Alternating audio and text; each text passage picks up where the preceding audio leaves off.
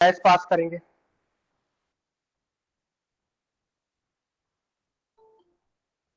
और gas pass करने के बाद सपोज इसका वेट हो गया W2 ग्राम,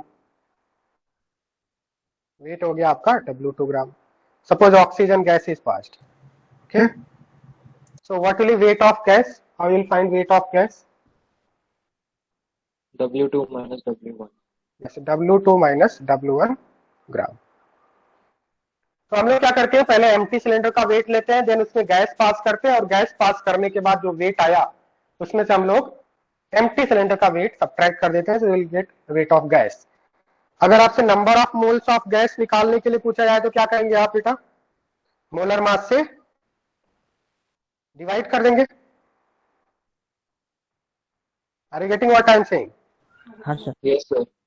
मोलर मास, सपोज आपका ऑक्सीजन गैस था तो मोलर मास ऑफ ऑक्सीजन से डिवाइड कर देंगे, okay. Next is volume of gas.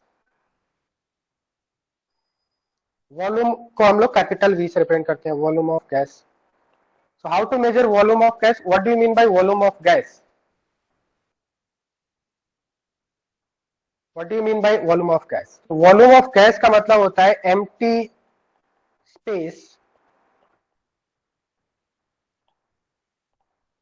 Space available for gas particles, empty space available for random motion, empty space available for random motion of gas। Sir आप notes भेजोगे? हाँ बिल्कुल, notes भेजेंगे हम, ठीक है, PDF फॉर्म में नोट्स भेजेंगे, ओके। नोट्स भेजा जाएगा बेटा। empty space ठीक है available। सर। हाँ, सभी को स्क्रीन दिखाई दे रहा है क्या? Yes, हाँ sir. Sir. empty space available, हाँ सर क्या आइडियल गैस बाकी था ना? हाँ, ये आइडियल गैस ही पढ़ रहे हैं बेटा, ये आइडियल गैस ही है, ये अच्छा। आइडियल गैस ही पढ़ रहे हैं हम लोग, ठीक है। पहले हम लोग आइडियल गैस पढ़ेंगे, देन रियल गैस पढ़ेंगे, तो ये आइडियल गैस ही हमने स्टार्ट किया, okay, don't worry. So what do you mean by volume of gas? Volume of gas is empty space available for free movement of gas particle. Empty space available for free movement of gas particles.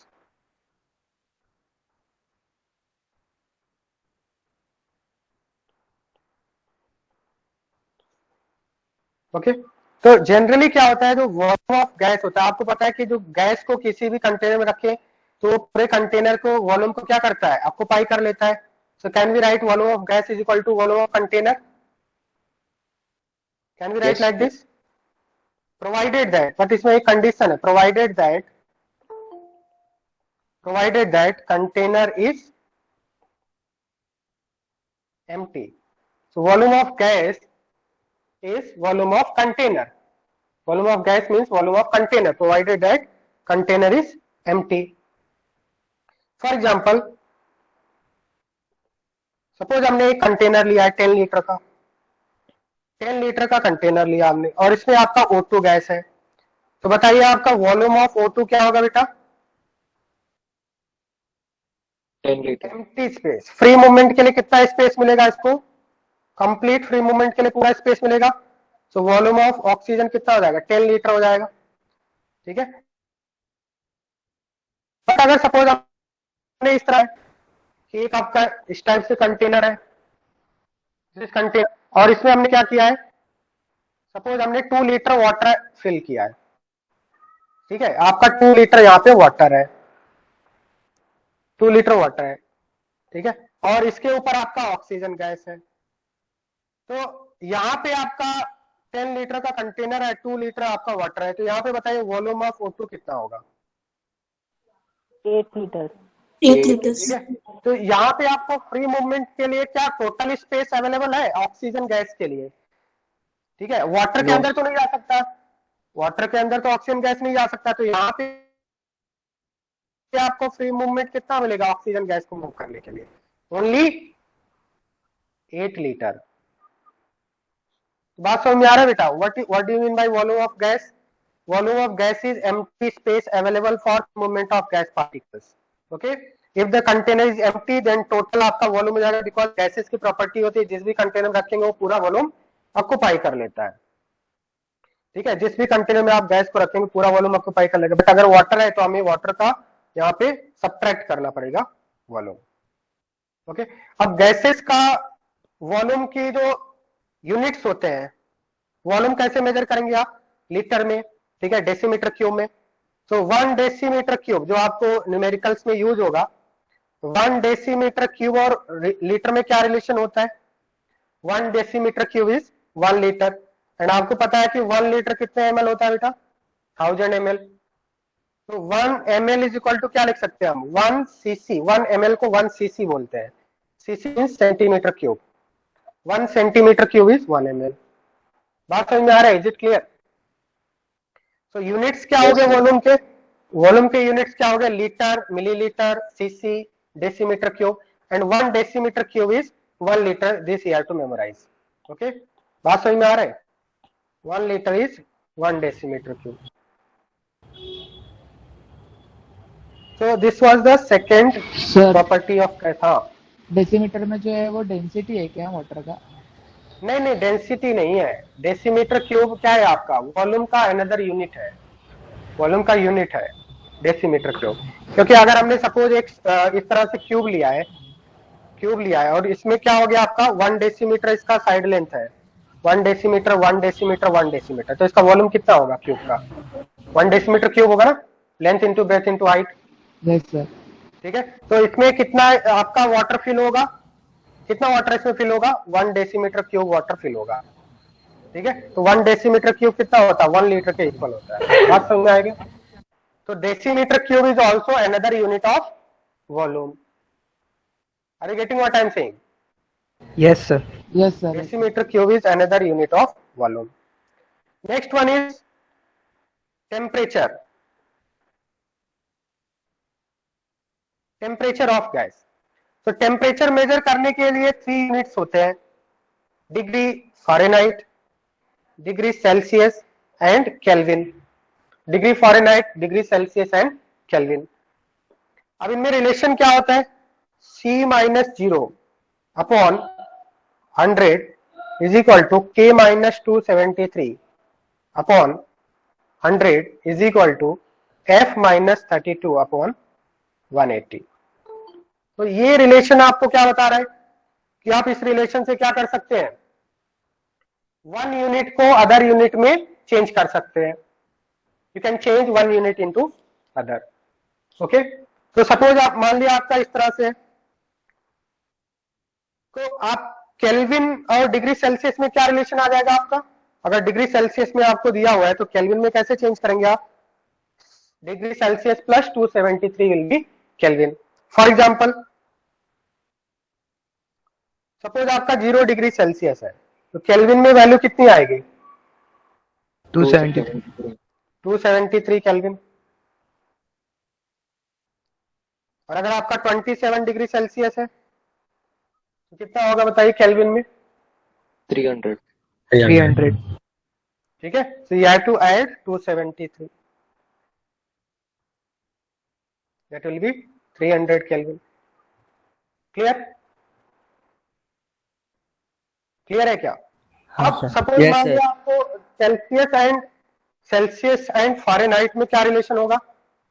क्या इन दोनों को equate करके आप Celsius और Fahrenheit में relation निकाल सकते हैं? सपोज आपसे पूछा है कि 0 degree Celsius is equal to how much Fahrenheit, degree Fahrenheit में कन्वर्ट करना है, कितना आएगा बेटा बताइए? इन दोनों को इक्वेट कीजिए और बताइए कितना आएगा। यहाँ पे आप 0 रख दीजिए तो ये आपका पूरा 0 हो जाएगा, एनएटी से मल्टीप्लाई करेंगे 0 आ जाएगा। तो 0 degree Celsius will be how much Fahrenheit? 32 होगा क्या? हाँ सर। बात समझ में आ रहा है? तो टेम्परेचर के आपके 3 यूनिट्स होते हैं, degree Celsius, degree Fahrenheit and kelvin, and by this relation you can change 1 unit into other. But आपको फिजिकल केमिस्ट्री में जितने भी न्यूमेरिकल मिलेंगे, सभी न्यूमेरिकल में आपको जो वैल्यू रखना है टेम्परेचर की, किस में रखना है? केल्विन में रखना है।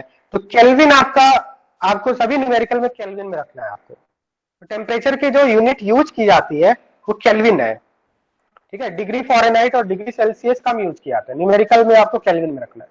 बात समझ में आ रहा है? सर वो फ़ारेनहाइट और डिग्री सेल्सियस का नहीं समझा। हाँ फॉरेनहाइट, देखो यहाँ पे मैंने क्या बोला कि 0 डिग्री सेल्सियस को फॉरेनहाइट में कन्वर्ट करना है। तो यहाँ पे आप सी की जगह पे क्या रख दीजिए, 0 रख दीजिए। तो 0 माइनस 0/100 कितना हो जाएगा, 0। और 0 को 180 से मल्टीप्लाई करेंगे तो कितना आएगा, 0। तो f minus 32 is equal to 0। तो f इज इक्वल टू कितना हो जाएगा, समझ में आ गया। Yes sir. तो अगर डिग्री सेल्सियस तो फॉरेनहाइट में रिलेशन निकाला है तो फर्स्ट एंड थर्ड को इक्वेट करेंगे। और अगर आपको सपोज डिग्री सेल्सियस और केल्विन में रिलेशन निकालना है तो फर्स्ट और सेकंड को सॉरी इक्वेट करेंगे। बात समझ में आ रहा है। तो यहाँ पे अगर 0 रख देंगे तो ये आपका क्या हो जाएगा, 273 केल्विन आएगा। 0 degree Celsius is 273 kelvin. Yes sir. Okay. So next measurable properties of gas is, fourth one is pressure. So what do you mean by pressure? Force acting on the wall of container. Force acting on the wall of container due to collision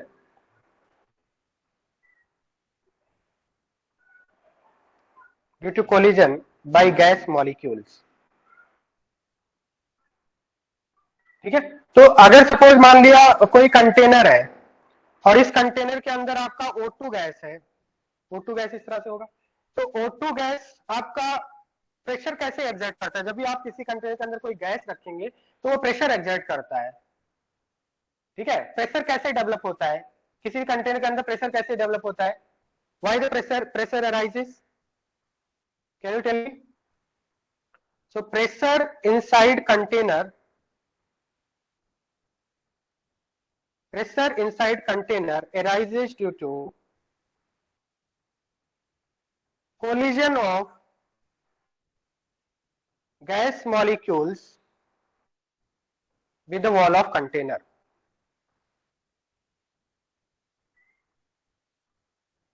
With the wall of container.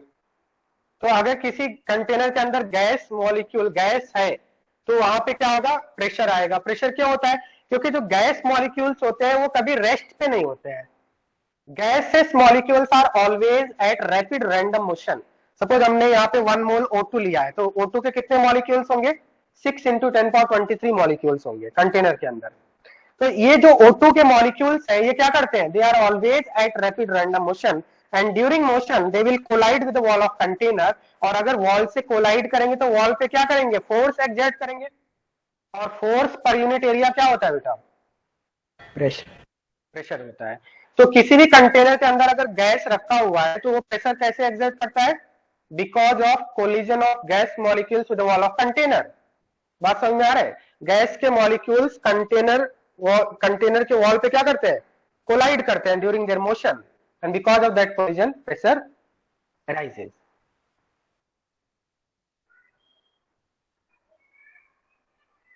Okay. तो pressure का unit क्या होगा,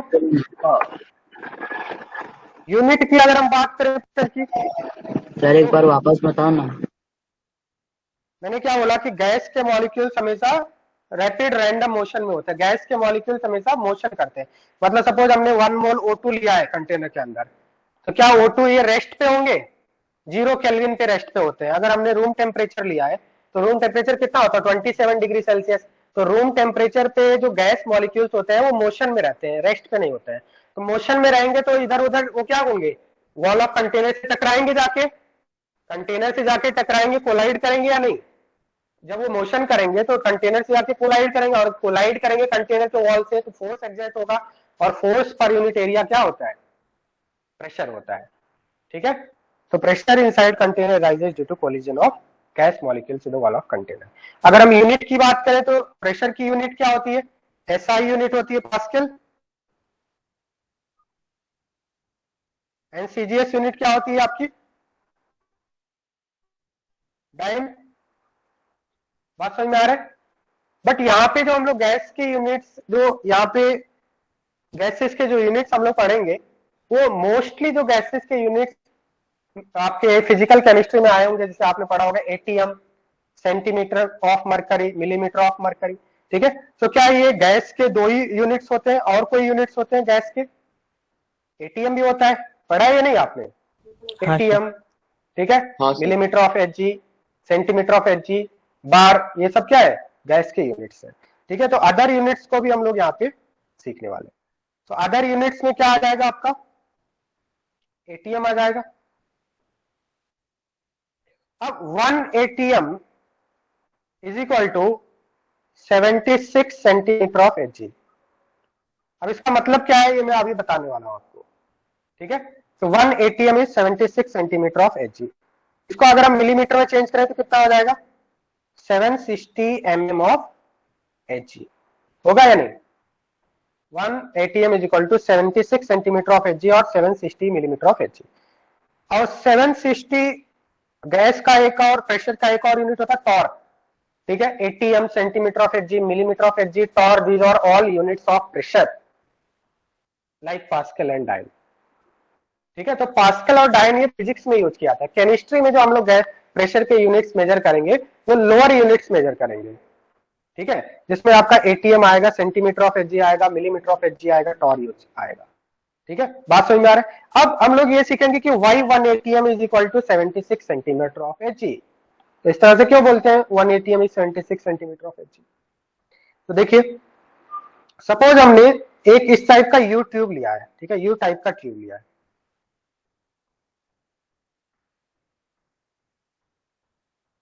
ठीक है, और इसके अंदर हमने मरकरी फिल किया है, Hg।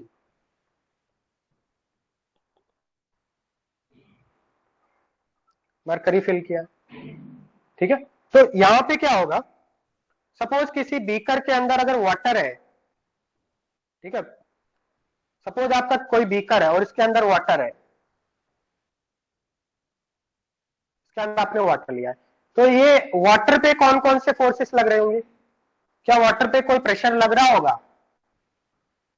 अगर ओपन कंटेनर में वाटर है तो क्या उस पर कोई प्रेशर लग रहा होगा? ऑफ कोर्स प्रेशर लग रहा होगा। कैसे प्रेशर लग रहा होगा? क्योंकि एटमॉस्फेयर में जो प्रेजेंट गैसेस होती हैं, जैसे आप नॉर्मल अगर बाहर जाएंगे तो आपके ऊपर प्रेशर लग रहा होगा, क्योंकि एटमॉस्फेयर के अंदर जो गैसेस होती है वो आपके ऊपर प्रेशर लगाएंगे, they will collide with you. ठीक है, तो एटमॉस्फेयर में कौन कौन से गैसेस होती है? O2, N2, ठीक है, वाटर वेपर्स, CO2, ये सब क्या करेंगे?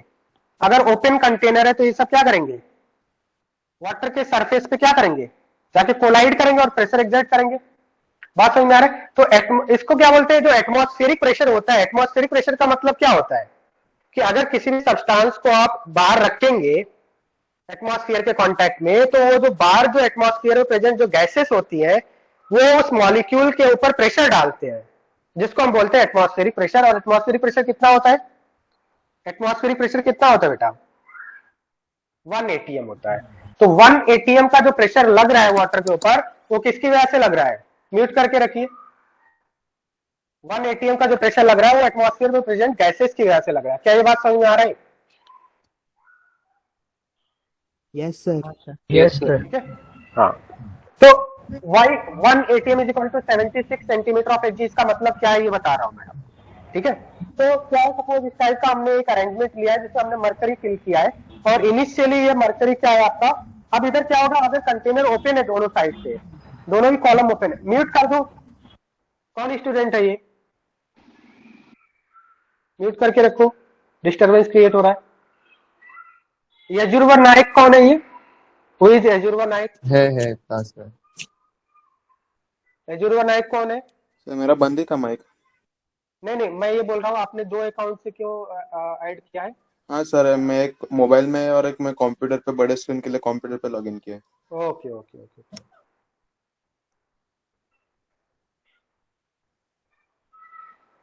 ठीक है, तो इनिशियली क्या होगा? आपका दोनों ही कॉलम ओपन है, तो कॉलम ओपन है तो क्या होगा? इधर से आपका एटमॉस्फेरिक प्रेशर लगेगा और इस साइड से भी गैसेस प्रेशर लगाएंगे। तो इनिशियली क्या होगा?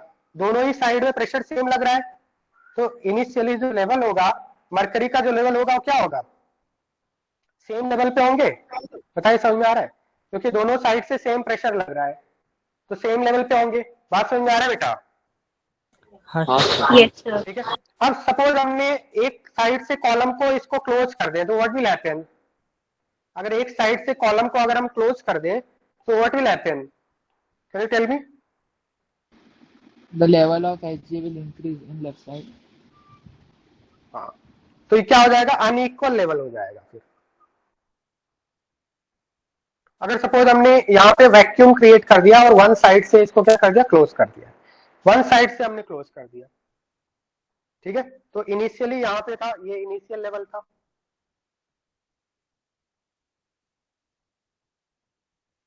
तो जैसे ही हमने वन साइड से क्लोज किया और यहाँ पे हमने वैक्यूम क्रिएट कर दिया, ठीक है। इधर क्या है आपका? वैक्यूम, मतलब जो भी आपके गैसेस थे उसको बाहर निकाल दिया हमने। तो अब बताइए, जो क्या इस साइड में कोई एटमॉस्फेरिक प्रेशर लगेगा? लेफ्ट साइड वाले कॉलम पे नहीं लगेगा, क्योंकि वो तो हमने क्लोज कर दिया। अब जो एटमॉस्फेरिक प्रेशर लगेगा वो किस साइड में लगेगा बेटा? Only on the right hand column, right. तो एटमॉस्फेयर में प्रेजेंट जो गैसेस है वो राइट साइड वाले कॉलम पे क्या करेंगे? प्रेशर लगाएंगे ऊपर से, और प्रेशर लगाएंगे तो क्या होगा? राइट साइड वाला जो कॉलम है उसका मर्करी लेवल क्या होगा? नीचे जाएगा बेटा। Yes sir. मर्करी लेवल इधर से नीचे जाएगा, और इस साइड में क्या हो जाएगा? लेफ्ट साइड में, लेफ्ट साइड में मर्करी लेवल किधर जाएगा? ऊपर। ऊपर जाएगा। तो मान लिया सपोज हमने मर्करी लेवल यहाँ पे आ गया, ये आपका फाइनल है और ये आपका इनिशियल था, ठीक है। यहाँ पे इधर फाइनल पहुंच चुका और ये आपका इनिशियल पहुंच चुका। तो इसका मतलब क्या हुआ? जब आपका दोनों ही साइड में एटमॉस्फेरिक प्रेशर लग रहा था तो इक्वल आपका सेम लेवल पे मरकरी था। बट जो जैसे ही हमने एक साइड में यहाँ पे क्लोज कर दिया और यहाँ से सारे गैसेस को बाहर निकाल दिया, वैक्यूम क्रिएट कर दिया, तो हमें क्या होगा? एक ही साइड में आपका एटमॉस्फेरिक प्रेशर लगेगा। एटमॉस्फेयर में प्रेजेंट जो गैसेस है O2, N2, CO2, water vapours, ये इसको क्या करेंगे? इसको नीचे की तरफ प्रेस करेंगे और इस साइड से क्या होगा? मर्करी लेवल राइज करेगा। तो इसको साइंटिस्ट लोगों ने मेजर किया और मेजर करके उन्होंने देखा कि ये जो मर्करी लेवल राइज करता है ये 76 सेंटीमीटर राइज करता है। Mercury level rises by 76 centimetre.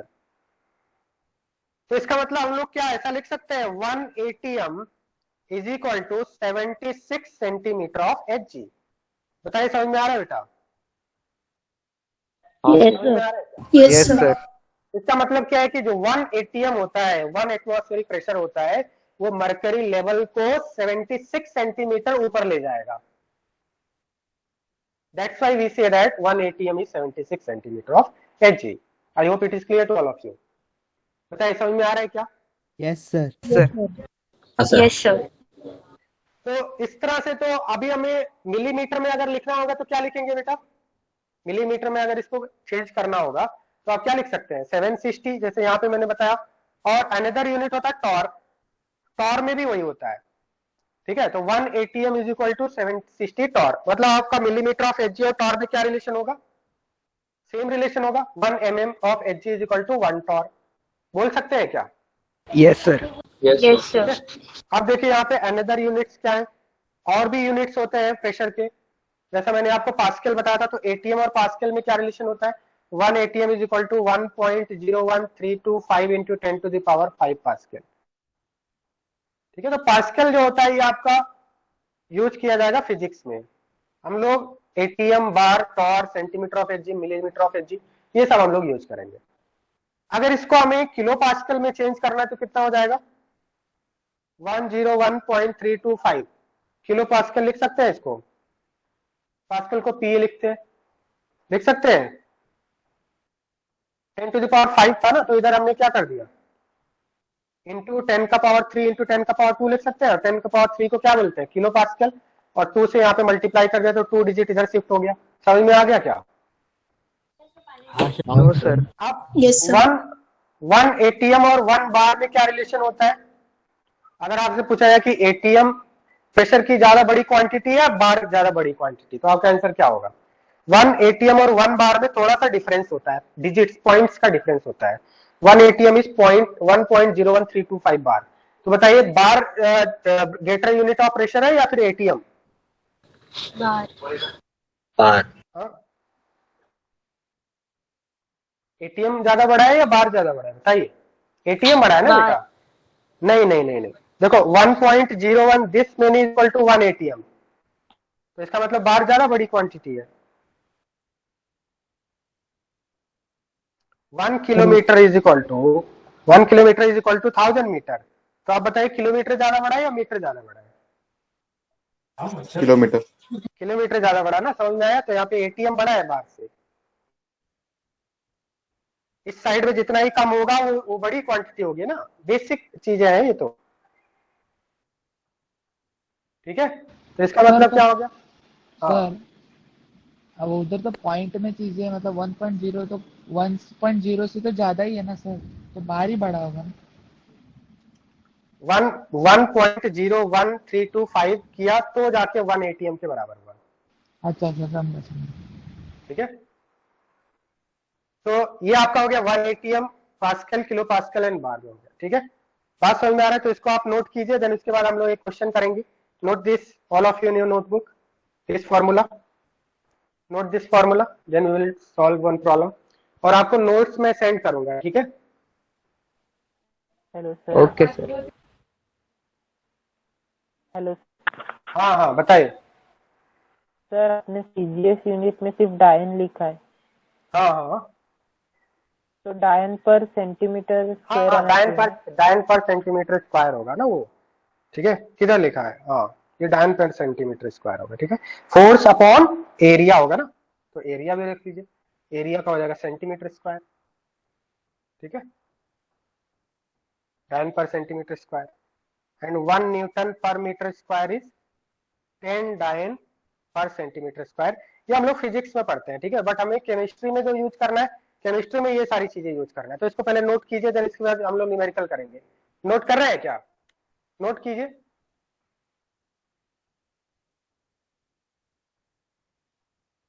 Note कीजिए, देन इसके बाद हम लोग न्यूमेरिकल करेंगे। हो गया डन सर। सर। डन, ठीक है। यस तो सर। न्यूमेरिकल लिखिए, right one question. Sir Virar branch पे आप ही आओगे? Convert the following. सर अब आप डाउट लेक्चर के रहते हो क्या अभी? बेटा डाउट लेक्चर जब आपका लगेगा तो आपको बताया जाएगा, ठीक है। नहीं मतलब सर ऑफलाइन में रहता है वो। हाँ ऑफलाइन में रहता हूँ, बट वो आपको टाइमिंग बताया जाएगा, ठीक है। ऐसे ही, ठीक है, किसी भी टाइम पे नहीं आ सकते आप, ठीक है। टाइमिंग बताया जाएगा, उस टाइम पे आप आ जाना, ठीक है। Okay sir. कन्वर्ट कीजिए, convert the following in ATM.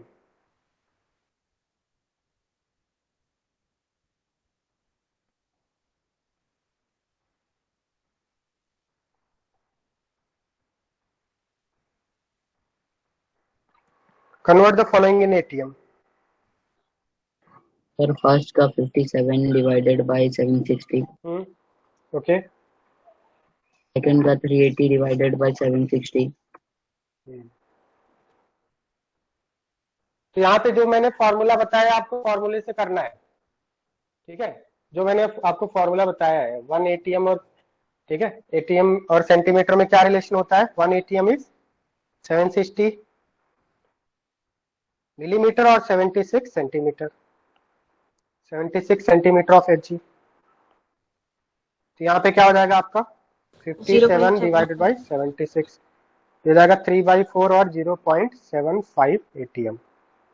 Next में मैंने क्या बताया आपको? 1 एटीएम इज इक्वल टू क्या होता है? 760 का और होता है। तो यहाँ पे क्या कर देंगे आप? 760 से डिवाइड कर देंगे, तो कितना हो जाएगा? हाफ और 0.5 एटीएम। नेक्स्ट में मैंने क्या बताया था आपको? 1 ATM is equal to 101.325 kilo pascal. 1.10। ये हो जाएगा आपका 20.265 अपॉन 101.325 किलो पास्कल में दिया हुआ है ना, तो कितना हो जाएगा? 1/5 एटीएम। बात समझ में आ गया? बताइए, क्लियर है क्या? Yes sir. 190 millimetre of H G, तो इसे क्या करेंगे? 760 से डिवाइड कर देंगे तो ये कितना आ जाएगा बेटा, अप्रोक्सीमेटली 1/4 होगा, 1/4 ATM। ठीक है, 1/4 ATM हो जाएगा। तो ये आपको relation this year to memorise.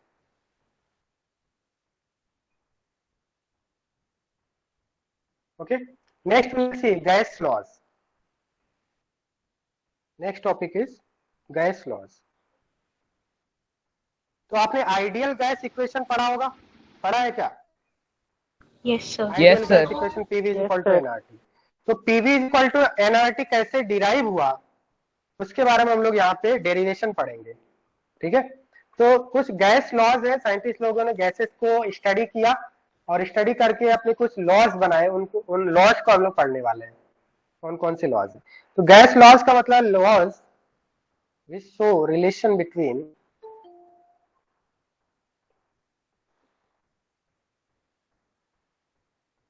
laws which show relation between any two quantity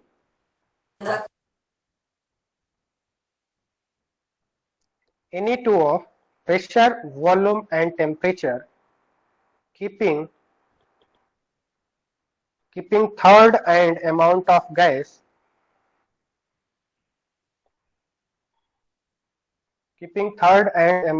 gas constant are known as gas laws. इसका मतलब क्या है कि अगर आप देखें कि किसी भी गैस के वेरिएबल्स कौन कौन से होते हैं, वेरिएबल्स ऑफ गैस, तो किसी भी गैस के 3 वेरिएबल्स होते हैं, प्रेशर, वॉल्यूम एंड टेम्परेचर। उस गैस का प्रेशर क्या है, वॉल्यूम क्या है और टेम्परेचर क्या है। तो गैस लॉ का मतलब हम लोग इनमें से किसी 2 वेरिएबल के बीच रिलेशन निकालेंगे, कीपिंग थर्ड एज कांस्टेंट, उसको बोलते हैं गैस लॉ। जैसे आपने बॉयल्स लॉ वगैरह पढ़ा है क्या 10th क्लास में? बॉयल्स लॉ, चार्ल्स लॉ पढ़ा है क्या? नहीं। No sir. No, no sir. Sir. No. ठीक है, कोई बात नहीं, यहाँ पे हम ठीक है, हम लोग यहाँ पे पढ़ने वाले हैं। तो किसी भी गैस के 3 वेरिएबल्स होते हैं, प्रेशर, वॉल्यूम एंड टेम्परेचर। तो हम लोग क्या करते हैं, गैस लॉ का मतलब किन्हीं 2 वेरिएबल में हम लोग रिलेशन निकालेंगे और थर्ड को कांस्टेंट रख देंगे। मतलब जैसे हमने प्रेशर और वॉल्यूम में रिलेशन निकाल रहे हैं तो हमें क्या करना होगा, थर्ड को कांस्टेंट रखना होगा, क्योंकि सभी कुछ वेरी करके और अमाउंट ऑफ गैस तो हमेशा कांस्टेंट रहेगा। अगर सब कुछ वेरी करेंगे तो क्या हम लोग स्टडी कर पाएंगे गैस को? नहीं कर पाएंगे ना। तो इसका मतलब क्या करना है, जब भी हम लोग किसी गैस, हमारे पास 3 वेरिएबल्स है, प्रेशर, वॉल्यूम और टेम्परेचर, और हम लोग किसी 2 में रिलेशन निकालेंगे और थर्ड को कांस्टेंट रख देंगे। जैसे अगर हमें प्रेशर एंड वॉल्यूम में रिलेशन निकालना है तो यहाँ पे हमें क्या करना पड़ेगा, टेम्परेचर को कांस्टेंट रखना पड़ेगा। अगर हमें वॉल्यूम एंड टेम्परेचर के बीच में रिलेशन निकालना है तो किसको कांस्टेंट रखेंगे, प्रेशर को कांस्टेंट रखेंगे। अगर हमें प्रेशर और टेम्परेचर के बीच में रिलेशन निकालना है तो फिर वॉल्यूम को कांस्टेंट रख देंगे, क्योंकि सभी कुछ वेरी करके हम लोग रिलेशन नहीं निकाल सकते। अगर सब कुछ वेरी करेंगे तो it is very difficult to study properties of gases. तो इसमें से आपका फर्स्ट गैस लॉ आएगा बॉयल्स लॉ। तो बॉयल्स लॉ का डेफिनेशन आता है, तो सबसे पहले तो हम लोग स्टेटमेंट लिखेंगे, आपके बोर्ड लेक्चर में डेफिनेशन आएगा, फिर इसके बाद मेंस का लिए क्वेश्चन आएगा, क्वेश्चन हम लोग सॉल्व करेंगे अभी, फिर एडवांस लेवल का क्वेश्चन करेंगे आप। तो बोर्ड में आपके बॉयल्स लॉ क्या होता है, उसका डेफिनेशन आता है, तो हम लोग तीनों ही पढ़ेंगे, बोर्ड, मेंस एंड एडवांस। ठीक है, तो बोर्ड लेवल में आपका डेफिनेशन हो जाएगा, for a given amount of gas, for a given amount of gas at constant temperature, pressure of any gas,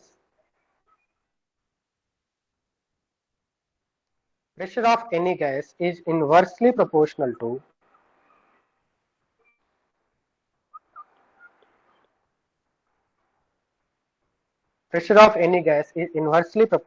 its volume. Pressure of any gas is inversely proportional to volume. क्या मतलब है इसका? अगर mathematical form लिखे हम, Boyle's law का mathematical form लिखे तो P is inversely proportional to volume. But यहाँ पे कंडीशन क्या है, गिवन अमाउंट ऑफ गैस बोला है, for a given amount of gas at constant temperature. तो अगर आपका टेम्परेचर कांस्टेंट है अगर आपका टेम्परेचर कांस्टेंट है और नंबर ऑफ मोल्स कांस्टेंट है किसी गैस के, तो प्रेशर आपका इनवर्सली प्रोपोर्शनल टू वॉल्यूम होगा। मतलब अगर आप प्रेशर को इंक्रीज करेंगे तो वॉल्यूम डिक्रीज हो जाएगा, वॉल्यूम को इंक्रीज करेंगे तो प्रेशर डिक्रीज हो जाएगा। बात समझ में आ रहा है? Pressure is inversely proportional to volume if temperature and number of moles of gas are constant. बात समझ में आ रहा है बेटा? तो इसको हम लोग क्या लिख सकते हैं, P is equal to K into 1/V लिख सकते हैं, प्रोपोर्शनलिटी कांस्टेंट लगा दिया। और we can write PV is equal to constant. मतलब किसी भी गैस का जो प्रेशर और वॉल्यूम का जो मल्टीप्लीकेशन होता है वो कांस्टेंट होता है। P और V का जो मल्टीप्लीकेशन होता है वो क्या होता है, कांस्टेंट होता है। इसका मतलब प्रेशर इंक्रीज होगा तो वॉल्यूम डिक्रीज हो जाएगा, क्योंकि हमें दोनों का प्रोडक्ट कांस्टेंट रखना है। और अगर प्रेशर डिक्रीज हुआ तो क्या होगा, वॉल्यूम बढ़ जाएगा। Volume increase increase. जाएगा, but the product will remain constant.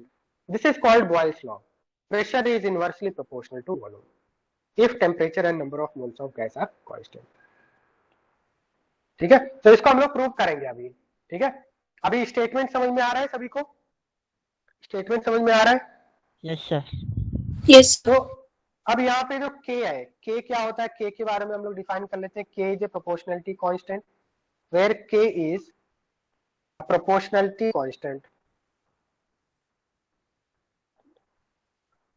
K is a proportionality constant and it depends on temperature and it is directly proportional to temperature.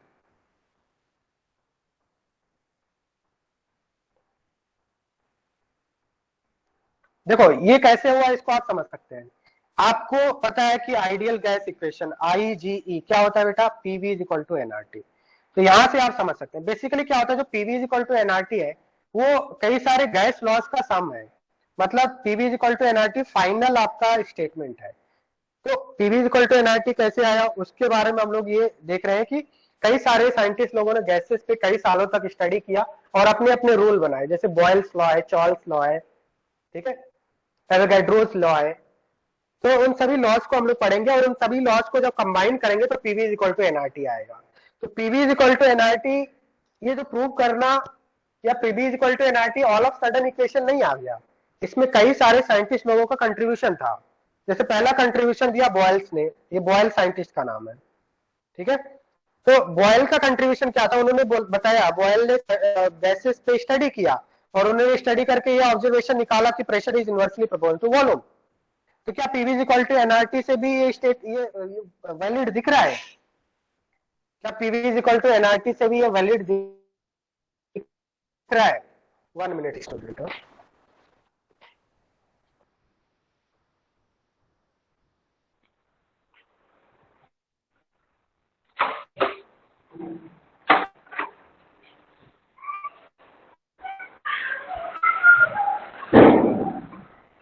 तो PV is equal to NRT अगर आप देखें तो इसमें मैंने क्या बताया आपको कि temperature constant and number of moles constant अगर हो, अगर आपका temperature and number of moles constant हो, R तो आपका कांस्टेंट ही होता है। R क्या है आपका, गैस कांस्टेंट है ना, यूनिवर्सल गैस कांस्टेंट। आज समझ में आ रहा है? Yes sir. ठीक है, सो N इज कांस्टेंट, T हमने कांस्टेंट कर दिया, R भी आपका कांस्टेंट होता है। तो ये पूरा प्रोडक्ट क्या हो गया बेटा, कांस्टेंट होगा? बताइए, कांस्टेंट होगा या नहीं? Yes, तो sir. इसका मतलब ideal Yes, gas sir. Equation से ही आपका जो बॉयल्स लॉ है ना उसी का एक फॉर्मेट है आइडियल गैस इक्वेशन। पहले बॉयल्स लॉ बना था, उसके बाद आइडियल गैस इक्वेशन। तो सभी साइंटिस्ट लोगों का ये कंट्रीब्यूशन है, ठीक है। तो PV is equal to constant, अगर आपका N कांस्टेंट है, R कांस्टेंट है, T कांस्टेंट है, तो ये तीनों ही प्रोडक्ट कांस्टेंट है, तो PV is equal to constant लिख सकते हैं हम लोग, ठीक है। तो यहां पे क्या बनेगा आपका, P is inversely proportional to volume लिख सकते हैं, कांस्टेंट डिवाइडेड बाय, अगर हमने इसको राइट साइड में लिखे जाए वॉल्यूम को, तो P is inversely proportional to volume नहीं लिख सकते हैं? बताइए, लिख सकते हैं या नहीं? Yes, sir. PV is equal to constant, तो P is inversely proportional to volume. अब यहाँ पे जो कांस्टेंट है, इस कांस्टेंट प्रोपोर्शनलिटी कांस्टेंट ये किस बात पे डिपेंड करेगा? मैंने बताया टेम्परेचर पे डिपेंड करेगा। तो यहाँ से जो प्रोपोर्शनलिटी कांस्टेंट की वैल्यू क्या है, can you tell me the value of proportionality constant? जो कांस्टेंट है इसकी वैल्यू क्या है, NRT है ना। तो क्या हम ऐसा नहीं लिख सकते हैं K is equal to NRT, लिख सकते हैं या नहीं? बताइए। Yes, यही sir. तो है एनआरटी। के क्या है आपका, एनआरटी है, तो के इज इक्वल टू एनआरटी लिख दिया। तो आप मुझे बताना एन और आर तो कांस्टेंट, तो can we write K is directly equal to T, Yes, sir. Yes, can sir. We write और नॉट? तो इसका मतलब अगर आपका टेम्परेचर इंक्रीज होगा तो मतलब प्रोपोर्शनलिटी कांस्टेंट भी इंक्रीज होगा, होगा या नहीं? Yes, sir. तो टेम्परेचर इंक्रीज करेंगे तो प्रोपोर्शनलिटी कांस्टेंट क्या होगा, इंक्रीज होगा। दैट मींस किसी भी गैस के लिए जो प्रेशर और वॉल्यूम में क्या रिलेशन होता है, इनवर्सली प्रोपोर्शनल का रिलेशन होता है प्रेशर और वॉल्यूम में।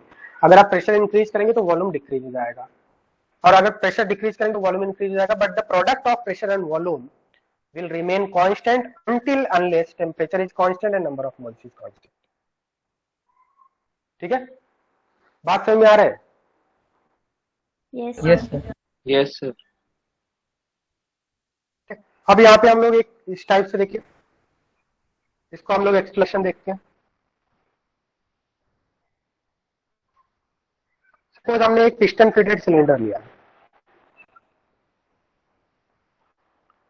पिस्टन फिटेड सिलेंडर लिया, इस टाइप से पढ़ा है आपने फिजिक्स में, piston fitted cylinder? No, sir.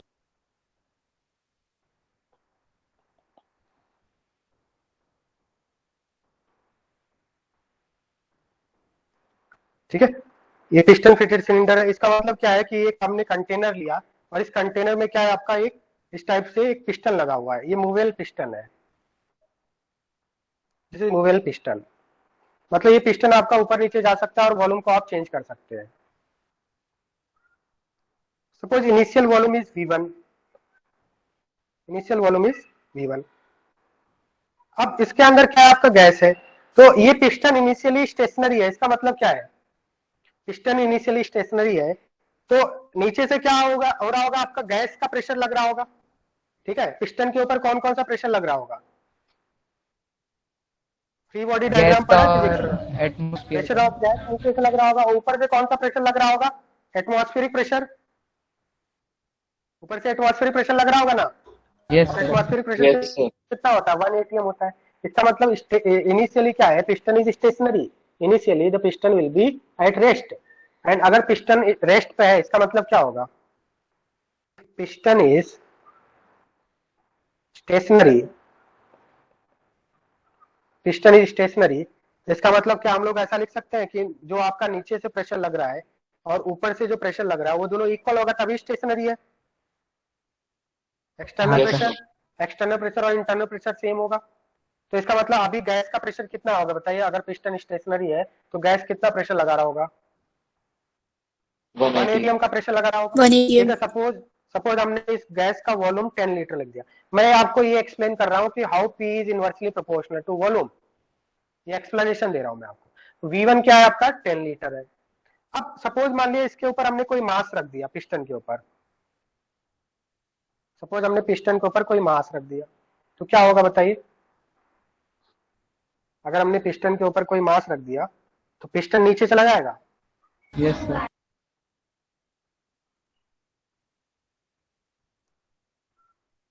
Suppose हमने इसके ऊपर कोई मास रख दिया है, कोई मास रख दिया, ठीक है, वेट रखा, तो वेट रखने से क्या होगा, इसका mg नीचे की तरफ लगेगा, और mg नीचे की तरफ लगेगा, इसका मतलब क्या, अभी यहाँ पे दो प्रेशर लग रहे होंगे, एक तो एटमॉस्फेरिक प्रेशर लग रहा होगा और एक उस पर्टिकुलर जो सब्सटेंस हमने रखा उसका भी वेट लग रहा होगा, तो फोर्स बढ़ गया ऊपर से, तो फोर्स बढ़ेगा तो इसका मतलब क्या होगा, डिसबैलेंस हो गया।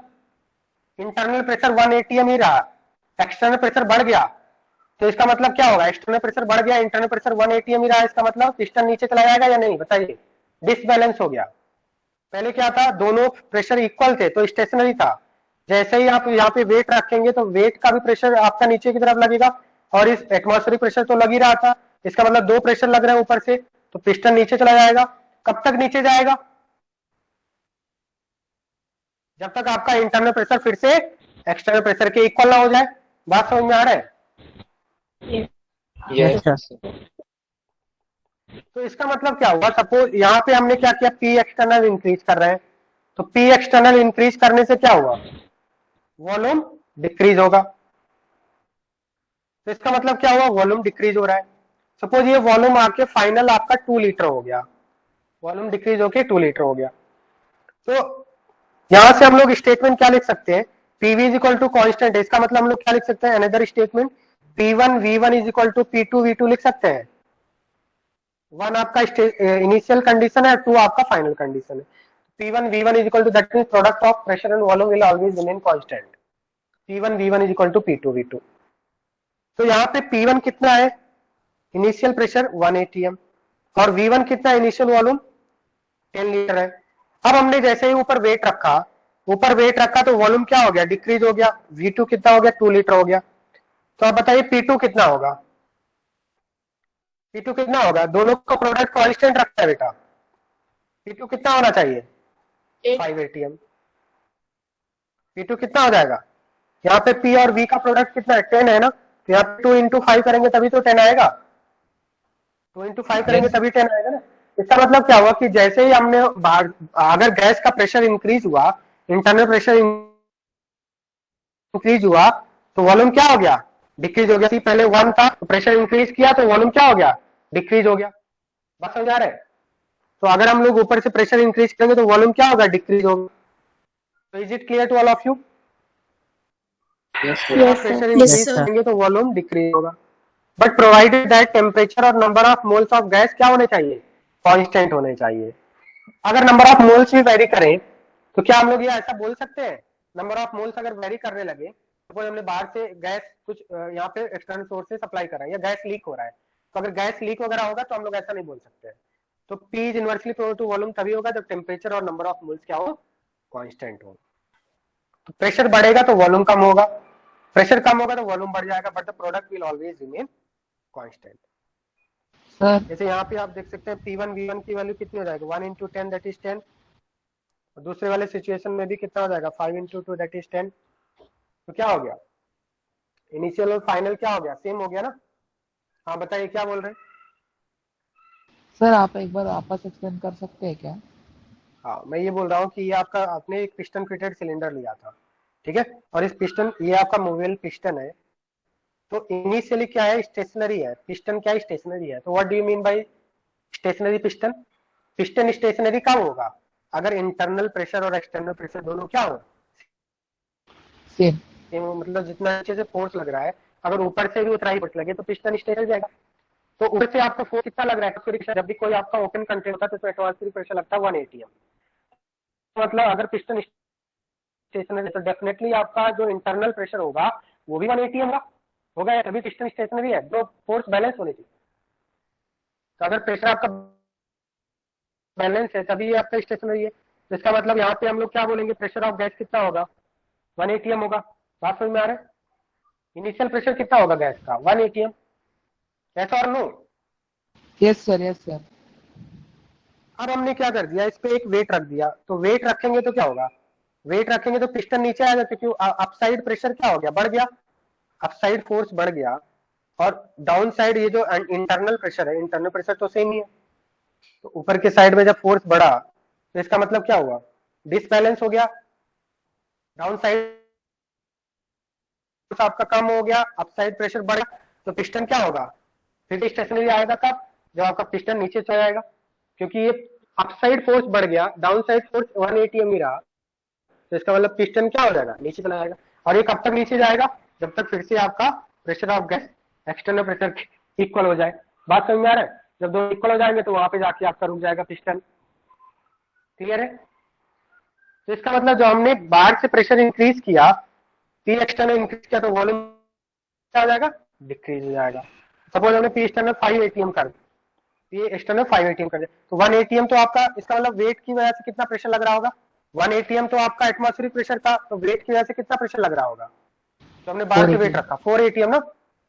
हाँ तो 4 atm इसकी वजह से प्रेशर लगा और 1 atm एटमॉस्फेरिक प्रेशर लगा, टोटल हो गया 5 atm। तो हमने प्रेशर इंक्रीज कर दिया, प्रेशर इंक्रीज किया तो क्या होगा, वॉल्यूम डिक्रीज हो जाएगा, क्योंकि प्रेशर और वॉल्यूम का प्रोडक्ट क्या रखना है, कांस्टेंट रखना है। तो अगर प्रेशर इंक्रीज करेंगे तो वॉल्यूम क्या हो जाएगा, डेफिनेटली डिक्रीज होगा। So P is inversely proportional to volume. This is called Boyle's law. But provided that temperature and number of moles should be constant. ठीक है, temperature and number of moles should be constant. Mathematical form क्या हो जाएगा इसका, mathematical form क्या होगा, mathematical form of Boyle's law, P1 V1 is equal to P2 P2। Clear है? P1 V1 is equal to P2 V2, this is mathematical form. अब आप एक क्वेश्चन लिखेंगे, ठीक है, और एक न्यूमेरिकल हम लोग सॉल्व करेंगे, राइट वन न्यूमेरिकल। बट यहाँ पे आपका कंडीशन क्या है कि P1 V1 is equal to P2 V2 कब होगा? इसके लिए कंडीशन है टेम्परेचर और नंबर ऑफ मोल्स क्या होने चाहिए? कांस्टेंट होना चाहिए, तभी हम लोग ऐसा बोल सकते हैं। So write one numerical, pressure of a gas confined in a cylinder of volume 10 liter is 2 atm.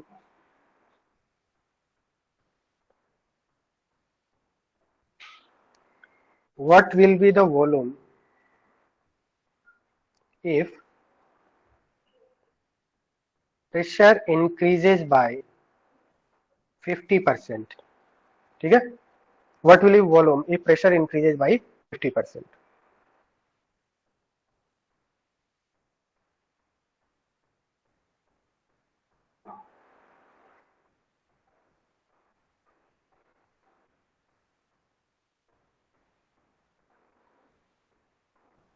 सभी स्टूडेंट ने न्यूमेरिकल लिख लिया? या आप सबसे पहले तो ये क्वेश्चन लिखिए आप अपने नोटबुक में, क्वेश्चन नोट कीजिए।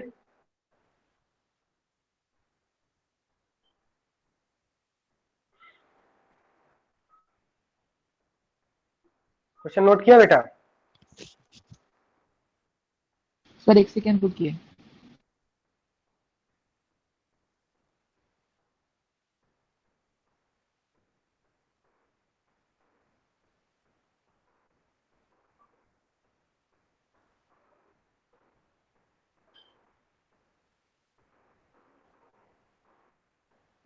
सर आंसर क्या है? आंसर आप बताओगे ना, उसके बाद मैं बताऊंगा। पहले आप बताइए आंसर, फिर मैं बताऊंगा सॉल्व करके। First you have to try ना, क्वेश्चन दिया है सॉल्व करने के लिए ना।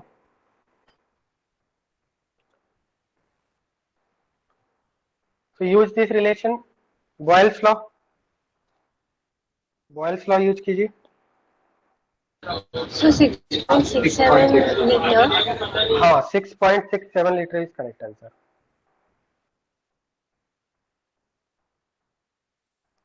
तो यहाँ पे देखिए आपका इफ नथिंग इज गिवन, तो हम लोग ऐसा मानते हैं टेम्परेचर कांस्टेंट है and number of moles is constant. ये तुम्हें मानना ही है, बिकॉज बिना, अगर कांस्टेंट नहीं होता तो हम लोग बॉयल्स लॉ नहीं यूज कर सकते यहाँ पे। तो यहाँ पे प्रेशर और वॉल्यूम में रिलेशन आपको फाइंड आउट करना है। इनिशियल प्रेशर आपको गिवन है, इनिशियल वॉल्यूम गिवन है, प्रेशर इंक्रीज कर दिया तो फाइनल वॉल्यूम आपको निकालना है। तो कौन सा इक्वेशन यूज करेंगे? Boils law, P1 V1 is equal to P2, that is product of pressure and volume will always remain constant। तो इनिशियल प्रेशर कितना दिया है बेटा? P1 की वैल्यू कितनी है? 2 atm। इनिशियल वॉल्यूम कितना है? 10 लीटर। P2 की वैल्यू कितनी होगी? P2 2 atm प्लस 2 का 50% कितना होगा? 1। P2 कितना हो जाएगा? 3 atm हो जाएगा। V2 हमें फाइंड आउट करना है, so can you find the value of V2?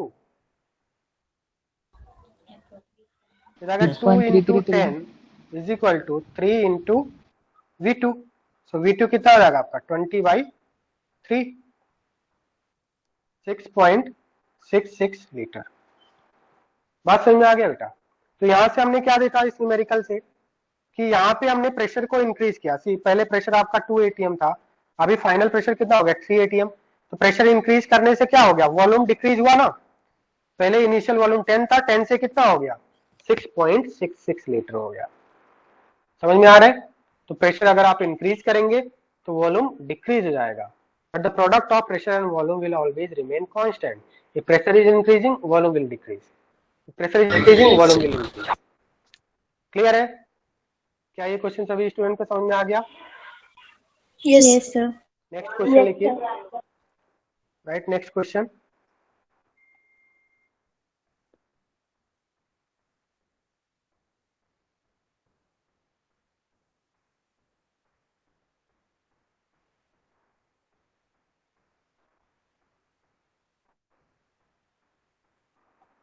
तो इस टाइप का आपका अरेंजमेंट है और यहाँ पे आपका स्टॉपर लगा हुआ है। P is equal to 5 ATM, V is equal to 10 liter, and this is volume of second bulb is 15 liter. First bulb is 15 liter, 10 liter, second bulb is 15 liter. और ये जो आपका जो कनेक्ट कर रहा है इसका वॉल्यूम आप नेग्लिजिबल मान लीजिए, इसका वॉल्यूम दिया हुआ है नेग्लिजिबल वॉल्यूम। जो दोनों बल्ब को जो कनेक्ट कर रहा है, this is bulb A and this is bulb B, और जो आपका कनेक्ट कर रहा है उसका वॉल्यूम आपने वॉल्यूम नेग्लिजिबल दिया हुआ है। ठीक है, तो यहाँ पे आपका क्वेश्चन ये है कि what will be the final pressure if stopper is opened. What will be the final pressure if stopper is opened? Can you solve this problem?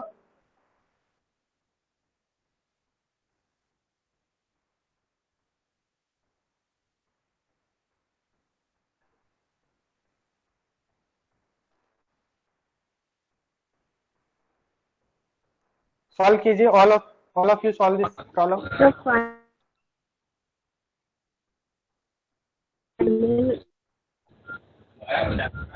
final pressure कितना है? नहीं, आप चैट में लिख सकते हैं, ठीक है, ऐसे डिस्टरबेंस हो रहा है, ठीक है, चैट में लिख के बताइए आंसर अपना 2 आंसर ATM. बताइए। ठीक है, अदर स्टूडेंट्स?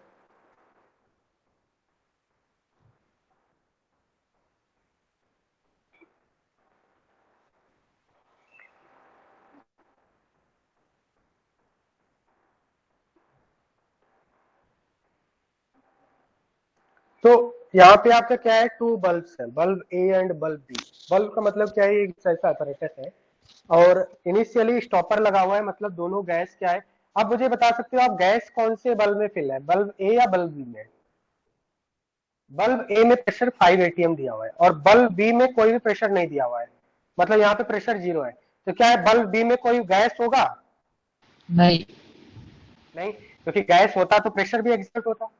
मैंने आपको बताया अगर गैस होगा तो गैस के मॉलिक्यूल वॉल ऑफ कंटेनर से कोलाइड करेंगे, फोर्स लगेगा, force per unit area pressure होता है। तो अगर बी में कोई भी प्रेशर नहीं दिया, इसका मतलब बी में कोई भी गैस नहीं है इनिशियली बी के अंदर कोई गैस नहीं है, ए के अंदर गैस है, क्योंकि ए का प्रेशर 5 ATM दिया है। ये बात समझ में आ रहा है सभी को? अब जैसे ही आप इसको ओपन करेंगे, स्टॉपर को ओपन करेंगे तो क्या होगा, गैस हायर प्रेशर से लोअर प्रेशर की तरफ माइग्रेट करते हैं। तो इनिशियली इधर 5 ATM, इधर 0 ATM है, तो गैस किधर जाएगा, लेफ्ट टू राइट या right to left? Left to right. Left to right gas move करेगा। कब तक गैस मूव करेगा, जब तक दोनों ही बल्ब में गैस का प्रेशर कांस्टेंट ना हो जाए। तो लेफ्ट साइड में 5 ATM है, राइट साइड में 0 ATM है, नो गैस। तो गैस आपका ए से बी की तरफ माइग्रेट करेगा until unless pressure in both the bulb will remain constant, will become constant। ठीक है, तो यहाँ पे देखिए, अगर हम इस गैस की बात करें बल्ब ए के लिए देखें तो P1 कितना है बेटा, P1 5 ATM है, P2 हमें निकालना है फाइनल प्रेशर, V1 कितना है, इनिशियल वॉल्यूम 10 लीटर है। अब जब आप स्टॉपर ओपन करेंगे और इसका वॉल्यूम नेग्लिजिबल माना है, स्टॉपर ओपन करेंगे तो गैस पूरे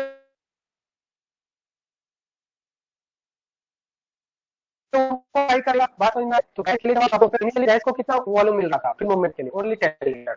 बट जैसे आप स्टॉपर ओपन करेंगे गैस को पूरा वॉल्यूम मिलेगा। गैस का वॉल्यूम क्या होता है, मैंने बताया था, free available space for free movement of gas, empty space available for free movement. Gas को कितना वॉल्यूम मिलेगा फ्री मूवमेंट के लिए, 10 प्लस 15, मतलब समझ में आ रहा है, 25 लीटर का स्पेस मिलेगा। It clear all of you?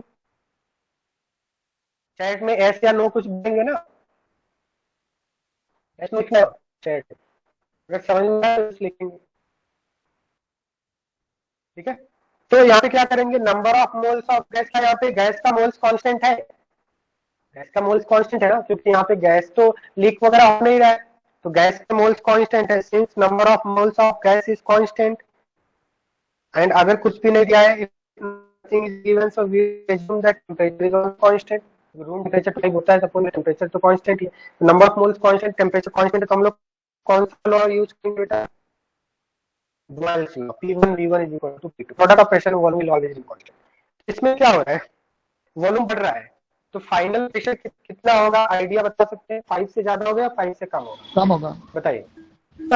5 से कम होगा, क्योंकि वॉल्यूम बढ़ रहा है, वॉल्यूम बढ़ रहा है तो प्रेशर कम जाएगा। ठीक है, तो यहाँ पे इनिशियल प्रेशर 5 हो गया और इनिशियल वॉल्यूम 10 हो गया, फाइनल प्रेशर हमें निकालना है, फाइनल वॉल्यूम 25 है, तो P5 P2 ये हो जाएगा 280। So you can clearly see the volume is increased, pressure is dropped from 5 atm to 2 atm. Is it clear to all of you? Yes, sir. ठीक है, तो गैस आपका ए से बी की तरफ कब तक माइग्रेट करेगा, जब तक दोनों ही साइड है। बताइए, दोनों ही साइड में क्या हो जाएगा, फाइनली दोनों ही गैस इधर से इस फाइनली इधर भी आ जाएगा, और फाइनल प्रेशर कितना हो जाएगा, 2 atm हियर 2 atm हियर, दोनों साइड में इक्विलिब्रियम एस्टैब्लिश हो जाएगा, दोनों साइड में प्रेशर इक्वल हो जाएगा। क्या ये बात समझ में आ गया सभी स्टूडेंट्स को? Yes, sir. नेक्स्ट क्वेश्चन लिखे। सर एक डाउट था, गैस का जो वॉल्यूम रहता है वो वेरिएबल हो सकता है क्या, मतलब वो एक्सपांड होता रहता है क्या अगर हाँ, गैस एक्सपेंड होता है, बट यहाँ पे क्या है, ये आपका रिजिड कंटेनर लिया आपने, मतलब आपका यहाँ पे स्टॉपर जब आप हटाएंगे तो कितना वॉल्यूम मिलेगा, 10 litre plus 15 litre, total volume आपका 25 लीटर हो जाएगा, पूरे स्पेस को ऑक्यूपाई कर लेगा ना गैस, तो फाइनल वॉल्यूम 25 हो जाएगा। ठीक है, आगे समझ में? हाँ सर। थर्ड क्वेश्चन लिखिए, volume of a gas balloon at 2 atm pressure is 10 liter. Gas starts leaking from the balloon. Gas starts leaking from the balloon and volume reduces to 5 liter. Sorry. What is the final value of pressure? What will be final value of pressure? ठीक है, ये question आपको solve करना है। 2 atm. हाँ, बताइए बेटा क्या आंसर आएगा? All of you solve this problem.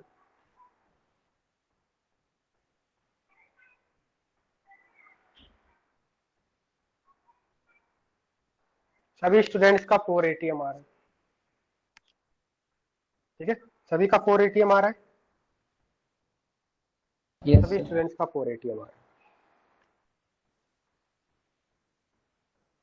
तो यहाँ पे क्या किया आपने, volume of a gas balloon is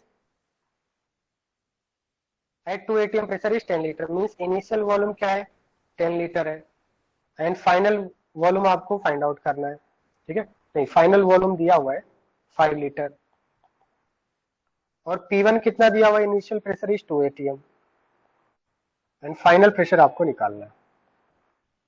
तो आपने क्या किया, P1 V1 is equal to P2 V2, ये आपका हो गया 2 into 10 is equal to P2 into 5, यहां से क्या कर दिया आपने, P2 इज इक्वल टू निकाल लिया 20/5, दैट इज 480। ठीक है, सभी स्टूडेंट ने ऐसा ही किया है, और ये आपका रॉन्ग है, दिस इज रॉन्ग। ठीक है, क्यों रॉन्ग है, क्योंकि मैंने क्या बताया था आपको, number of moles to be constant. ये क्या लिखा हुआ है इधर, क्या आपने इधर ध्यान से देखा, व्हाट इज रिटन हियर, क्या यहाँ पे number of moles of gas constant है? Can you apply Boyle's law here, can you apply Boyle's law here? No, Boyle's sir. Law आप तभी अप्लाई कर सकते हैं बेटा अगर नंबर ऑफ मोल्स कांस्टेंट है, गैस लीक कर रहा है, गैस लीक कर रहा है, इसका मतलब number of moles of gas क्या हो रहा है, कांस्टेंट नहीं है, you can not apply Boyle's law here. Boyle's law तभी यूज कर सकते हैं अगर टेम्परेचर और नंबर ऑफ मोल्स कांस्टेंट होंगे, यहाँ पे नंबर ऑफ मोल्स कांस्टेंट नहीं है, यू कैन नॉट अप्लाई। अगर आपने इस तरह से किया, ये रॉन्ग है, इस तरह से नहीं कर सकते। तो ये क्वेश्चन कैसे सॉल्व करेंगे? बेसिकली ये क्वेश्चन आपका इनकम्प्लीट था। We can not find the value of pressure until unless आपको ये बताया हो कि कितने मोल्स लूज किया गैस के कितने मोल्स लीक किए, तो वहां से हम लोग गैस के कितने मोल्स लीक हुए उससे सब्ट्रैक्ट करेंगे, फिर उसके बाद निकालेंगे। तो ये क्वेश्चन इनकम्प्लीट है। अगर आपने 4 ATM लिखा है तो ये इनकरेक्ट है। यहाँ पे आपको बताना चाहिए था क्वेश्चन में कि कितने मोल्स गैस के लीक हुए, तभी हम लोग इसको सॉल्व कर सकते हैं, otherwise we can not solve this. बात समझ में आया क्या इसमें प्रॉब्लम था? Is it clear to all of you? Yes sir. Yes, Yes, sir. यहाँ पे नोट करके लिखेंगे, since gas is leaking, number of moles is not constant, number of moles is not constant, so we cannot apply Boyle's law. We cannot apply Boyle's law. Okay, now write next question.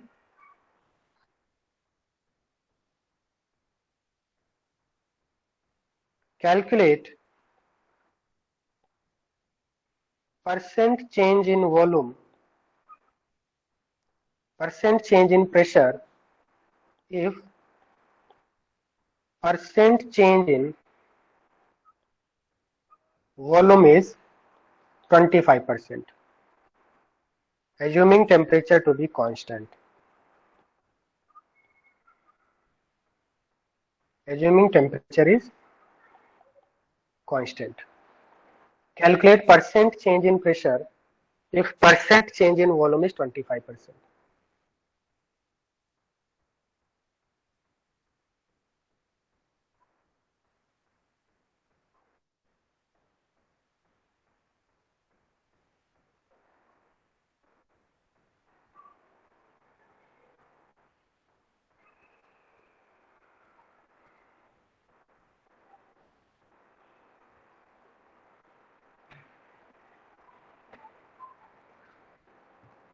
ठीक है, बात समझ में आ रहा है क्या बोल रहे हैं? Percent change in pressure if percent change in volume is 25%. How you will solve this problem?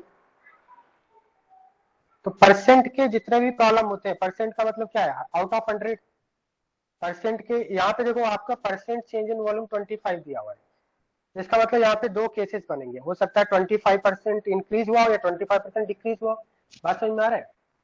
दो केस बनेंगे या नहीं? There will be two cases, that the volume is 25% increase और volume is 25% decrease.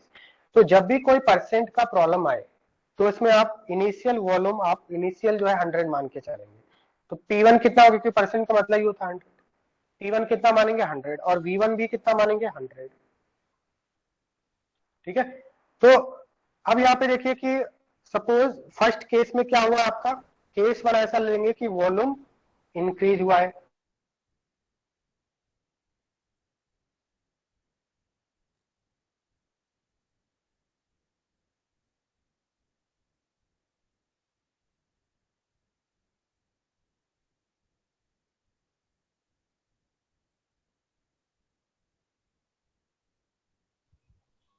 Hello sir.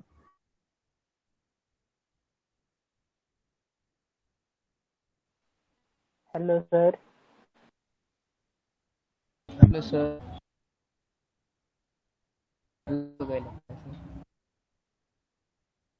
देखो recording कर रहा है।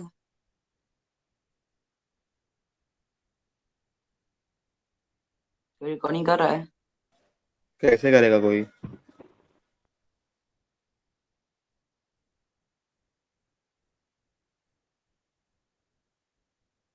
तो आगे का क्या? क्लास 8:30 तक ही है क्या? अभी रिकॉर्डिंग भूल जाओ। अरे भाई रिकॉर्डिंग पे ही भरोसे देख जाओ।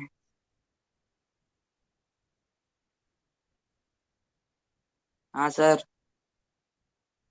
सर वॉइस नहीं आ रहा है।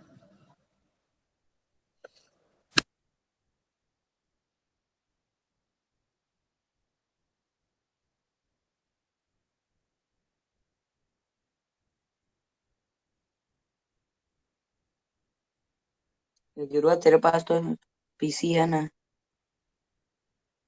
है ना, तो तू तो रिकॉर्ड कर सर। लेकिन मेरा जुना वर्जन है ना, नहीं होता विंडोज का।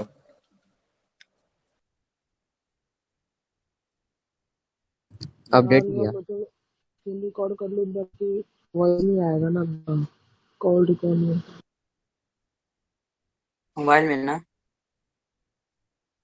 आईपैड पे। हेलो स्टूडेंट्स, वॉइस आ रहा है क्या?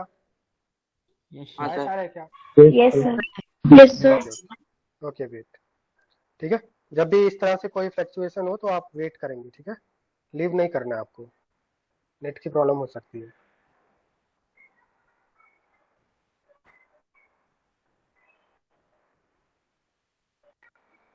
ठीक, तो इनिशियल आपका वॉल्यूम कितना था 100 एंड 25% इंक्रीज होने के बाद कितना हो गया 125 हो गया। So what will be final pressure? What will be final pressure? Temperature constant है, नंबर ऑफ मोल्स भी कांस्टेंट आपको मानना है, बिकॉज अगर नंबर ऑफ मोल्स कांस्टेंट नहीं तो आप सॉल्व ही नहीं कर सकते। सो आपको यूज करना है P1 V1 is equal to P2 V2। कितना हो जाएगा बेटा ये 100 into 100 P2 into 125। Okay 25% volume is increase by 25%, में 25% इंक्रीज माना है, तो ये कितना हो जाएगा आपका और 125।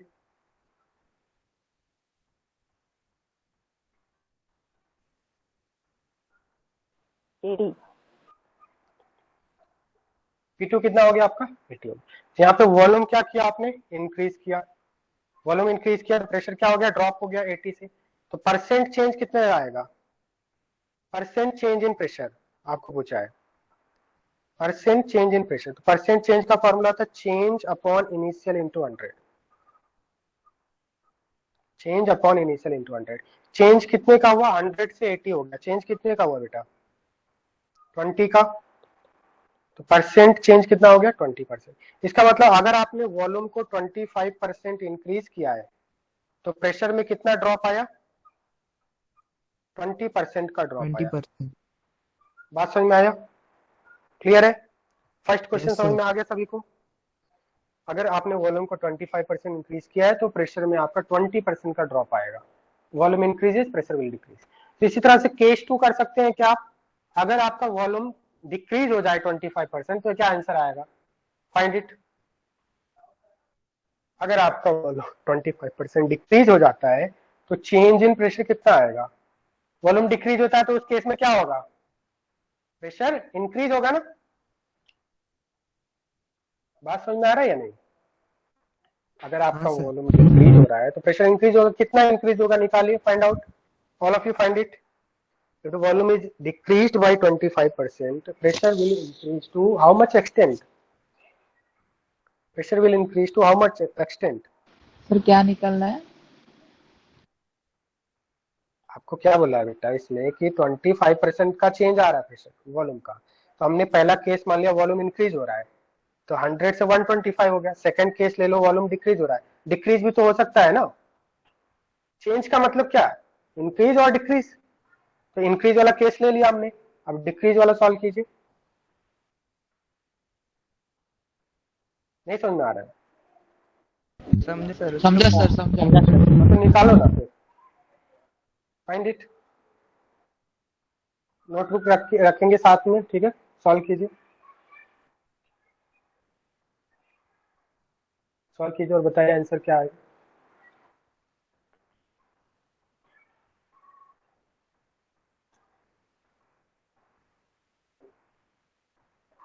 Okay 33.3 is correct.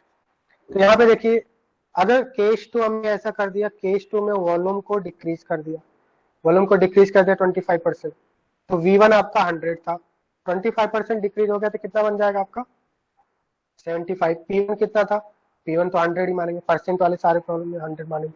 V2 हमें निकालना है, ठीक है, सॉरी P2 निकालना है हमें। वॉल्यूम में 25% डिक्रीज किया तो प्रेशर में कितना इंक्रीज आएगा ये आपको निकालना है। तो क्या हो जाएगा 100 into 100 is equal to 75 into P2, so P2 will be 75। ठीक है, P2 कितना हो जाएगा, सॉरी ये आपका हो जाएगा 100 इंटू 100/75। तो इसको सॉल्व करेंगे कितना आएगा 133.33 आएगा, होगा, बताइए। तो इसका मतलब Yes, sir. चेंज कितने का हुआ, चेंज कितने का हुआ, इनिशियली आपका 100 था, अभी कितना हो गया 133.3 हो गया, तो चेंज कितना हुआ डेल्टा पी 33.33 हो गया। तो इसका परसेंट चेंज कितने का होगा, चेंज इज 33.33 अपॉन इनिशियल 100 था इंटू 100, तो इसका मतलब 33.33 का परसेंट चेंज आएगा। तो इसका मतलब अगर आपने वॉल्यूम को 25% ड्रॉप किया है तो प्रेशर क्या होगा, इंक्रीज होगा, कितना परसेंट इंक्रीज होगा, 33.33%।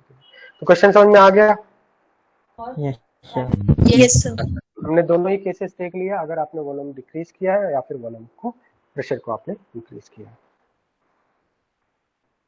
So finally the conclusion is if the number of moles of gas is constant and temperature is constant, pressure will be inversely proportional to volume. Next question लिखिए, next question is advanced type question.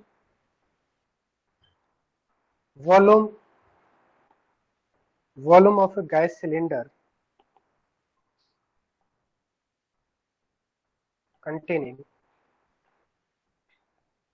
containing 10 marbles at 1 atm pressure is 1 liter. When pressure is increased by 100%, so copy कीजिए question, new volume becomes 625 ml. Calculate volume of each marble. Calculate volume of each marble. This is JEE advanced problem. Volume of gas cylinder containing 10 marbles at 1 atm pressure is 1 liter. When pressure is increased by, this is increased, okay, increased by 100%, new volume becomes 625. Calculate volume of each marble.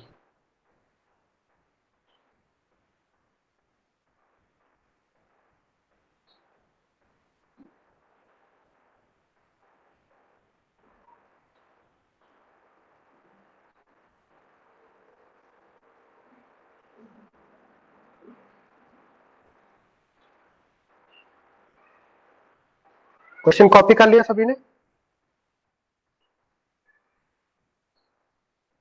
Yes, sir.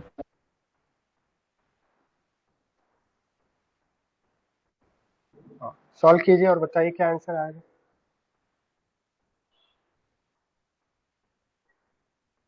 All of you solve this problem.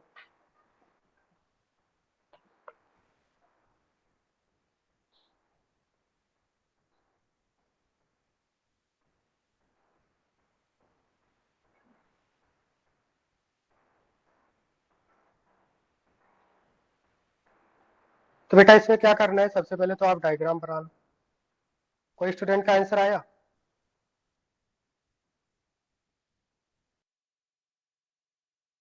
तो फिर से calculate कीजिए, you are very close, calculate again.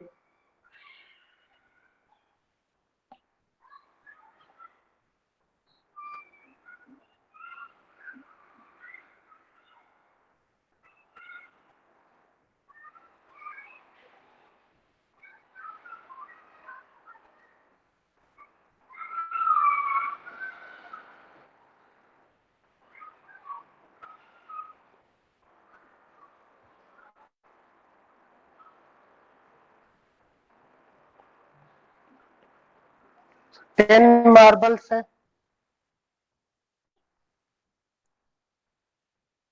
ठीक है, चलिए आप try कीजिए और बताइए क्या आंसर आ रहा है, इसके बाद मैं यहाँ पे सॉल्व करता हूँ। Anyone can solve this problem, tell me, answer बताइए, जिसका हो गया आंसर बताइए चैट बॉक्स में, write your answer in chat box. पहले आपको टाइम देता हूँ सॉल्व करने के लिए,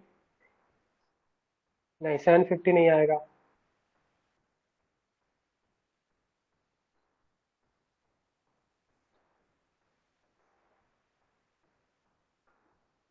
750 नहीं आएगा।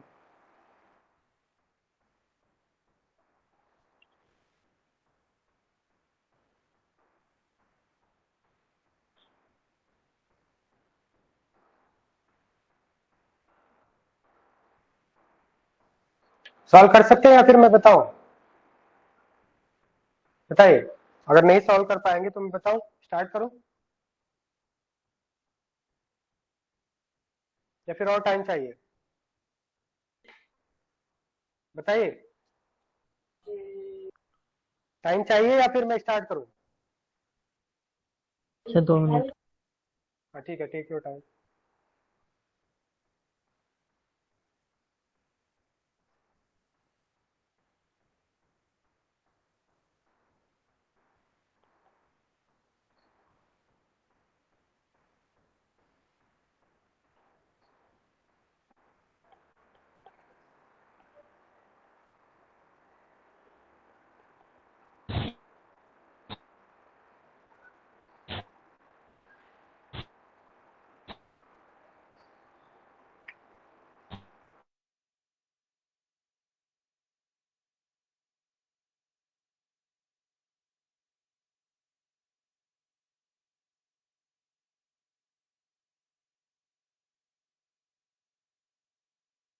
आपका 1 atm, आप देखो स्टॉप राइटिंग सी है, इनिशियल प्रेशर आपका 1 atm है। अब इसमें बोला है कि आपका प्रेशर इज इंक्रीज बाय 100%, मतलब P2 कितना हो जाएगा बताइए? 1 का 100% 1 होता है, तो 1 + 1 कितना हो जाएगा आपका? 2 फाइनल atm। प्रेशर कितना हो जाएगा बेटा? 2 atm। अब इसका मतलब अगर हमने प्रेशर इंक्रीज किया है तो वॉल्यूम क्या होगा? बॉयल्स लॉ के अकॉर्डिंग वॉल्यूम डिक्रीज होगा, मतलब पिस्टन किधर आएगा? नीचे आएगा, पिस्टन नीचे आ जाएगा। अब यहाँ पे हम लोग क्या मान लेते हैं? Let volume of each marble is VML, VML और V centimetre cube. 1 ml is 1 centimetre cube, क्योंकि ये स्टोन है तो इसको हम लोग सेंटीमीटर क्यूब में, सॉलिड है ना, सेंटीमीटर क्यूब, V सेंटीमीटर हमने माना। तो इनिशियल वॉल्यूम कितना है आपका? इनिशियल वॉल्यूम कितना है आपका बताइए? What is initial volume of gas? Can you tell me initial volume of gas? अगर हमने VML इसका मान लिया, स्टोन का वॉल्यूम VML मान लिया, तो इनिशियल वॉल्यूम कितना हो जाएगा? मैंने आपको क्या बताया था? What do you mean by volume of gas? Volume of gas means empty space available for free movement of gas. तो इस कंटेनर का जो वॉल्यूम है 1 लीटर, क्या 1 लीटर कंप्लीट मिलेगा उसको फ्री मूवमेंट के लिए? उसके अंदर 10 स्टोन है, तो क्या स्टोन के अंदर चला जाएगा? क्या स्टोन के अंदर चला जाएगा गैस? नो। नहीं। No, इसका sir. मतलब क्या कंप्लीट 1 लीटर वॉल्यूम मिलेगा फ्री मूवमेंट के लिए? आंसर है नहीं। तो फिर कितना वॉल्यूम मिलेगा बताइए? वॉल्यूम ऑफ गैस कितना होगा? 1 लीटर नहीं रखना है बेटा, 1 लीटर that is 1000 ml minus 10 into V होगा। बात समझ में आ रहा है? 1 स्टोन का वॉल्यूम V है, तो 10 स्टोन का वॉल्यूम कितना होगा? 10V। तो 1000 ml में से 10V हमें सब्ट्रैक्ट करना पड़ेगा। Is it clear to all of you? Yes sir. अब यहाँ पे बताइए V2 कितना होगा? V2 आपको 625 ml दिया हुआ, ये आपका 1 लीटर से 625 ml हो गया। तो गैस का वॉल्यूम कितना होगा? 625 तो टोटल वॉल्यूम है। गैस कितना स्पेस मिलेगा गैस को सेकंड वाले केस में? 625 माइनस 10V। क्या ये बात समझ में आ रहा है? Yes sir. ठीक है। अब क्या करना है आपको? नंबर ऑफ मोल्स कांस्टेंट है, टेम्परेचर कांस्टेंट है, तो बॉयल्स लॉ यूज करेंगे। यूज बॉयल्स लॉ, तो क्या हो जाएगा आपका? P1 V1 is equal to P2 V2। Product of pressure and volume will always remain constant. P1 is 1, V1 कितना है? 1000 माइनस 10V। P2 कितना है आपका? 2, और V2 कितना है? 625 माइनस 10V। ये कितना बन जाएगा बेटा? 1000 minus 10V is equal to, ये कितना हो जाएगा आपका? 1250 माइनस 20V। तो इसको क्या लिख सकते हैं आप? 10V is equal to 250। V is equal to कितना आ जाएगा आपका? 25 ml, क्योंकि हमने V ml में माना था ना, 25 ml। अब क्योंकि स्टोन सॉलिड है तो ml लिखना करेक्ट नहीं है ना, तो इसको लिखेंगे 25 सेंटीमीटर क्यूब, क्योंकि सॉलिड है ना, ml तो लिक्विड के लिए लिखते हैं ना। बात समझ में आ रहा है? तो correct answer is 25 centimetre cube. तो बताइए क्या ये क्वेश्चन समझ में आ रहा है सभी को? Is it clear to all of you? Yes, sir. ठीक है, कॉपी कर लीजिए। सर एक बार वापस बताइए ना। देखो यहाँ पे आपको बोला है कि प्रेशर 100% इंक्रीज हो गया। इनिशियल प्रेशर 1 atm था, इनिशियल प्रेशर 1 atm था और प्रेशर 100% इंक्रीज हो गया। मतलब 1 atm का 100% 1 हुआ तो कितना हो जाएगा? 1 + 1 2 atm हो जाएगा। मतलब इनिशियल प्रेशर क्या कर दिया? प्रेशर इंक्रीज कर दिया, 1 atm से 2 atm कर दिया। तो अगर प्रेशर इंक्रीज करेंगे तो वॉल्यूम क्या हो जाएगा? डिक्रीज हो जाएगा। तो ये 1 लीटर से कंटेनर कितना हो गया? डिक्रीज होकर 625 ml हो गया। ये आपको गिवन है क्वेश्चन में। अब आपसे पूछ रहा है, क्वेश्चन में ये पूछा है कि वॉल्यूम ऑफ स्टोन कितना होगा? जो स्टोन हमने इसके अंदर रखा है उसका वॉल्यूम कितना होगा, ये आपसे पूछा गया है। तो हमें पता है कि कंटेनर का टोटल वॉल्यूम 1 लीटर है। क्या 1 लीटर टोटल स्पेस मिलेगा गैस को मूव करने के लिए? गैस को मूव करने के लिए एम्प्टी स्पेस कितना मिलेगा? 1 litre minus the volume of stone, volume of container minus volume of stone. Is it clear? Yes sir. Volume of gas will be volume of container minus volume of stone. तो 1 stone का volume V ml माना है, तो 10 stone का volume कितना होगा? 10V। तो 1000 minus 10V हो गया वॉल्यूम ऑफ गैस। ठीक है, वॉल्यूम ऑफ गैस। और सेकंड केस में कितना हो जाएगा वॉल्यूम ऑफ गैस?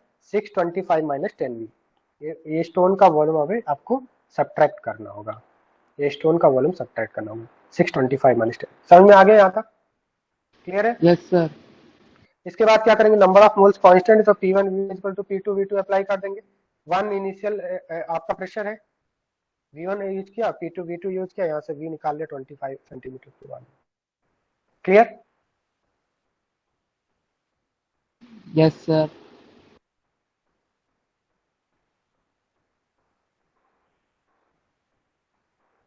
ठीक है, तो बॉयल्स लॉ सभी स्टूडेंट को समझ में आ गया? हाँ सर।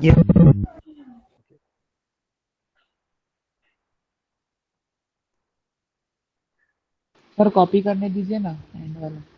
हाँ, कॉपी कर लीजिए, कॉपी कर लीजिए, फिर इसके बाद नेक्स्ट क्वेश्चन पे आते हैं।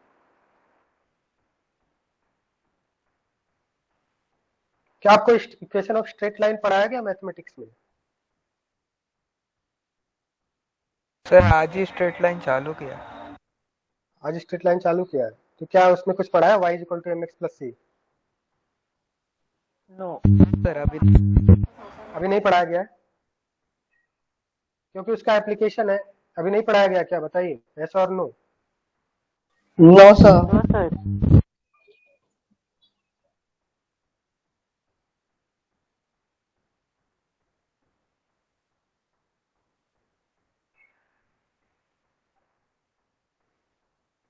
कॉपी कर लीजिए और बताइए, कॉपी कर लेंगे तो।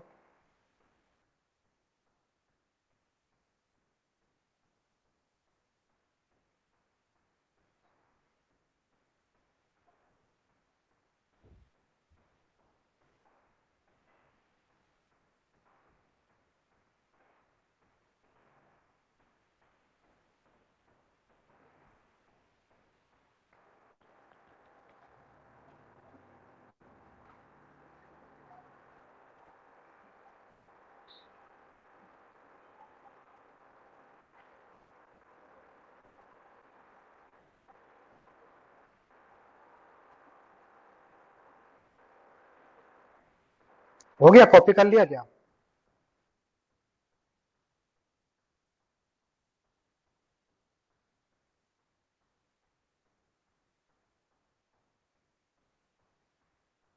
Okay, so next one is graphical representation of Boyle's law.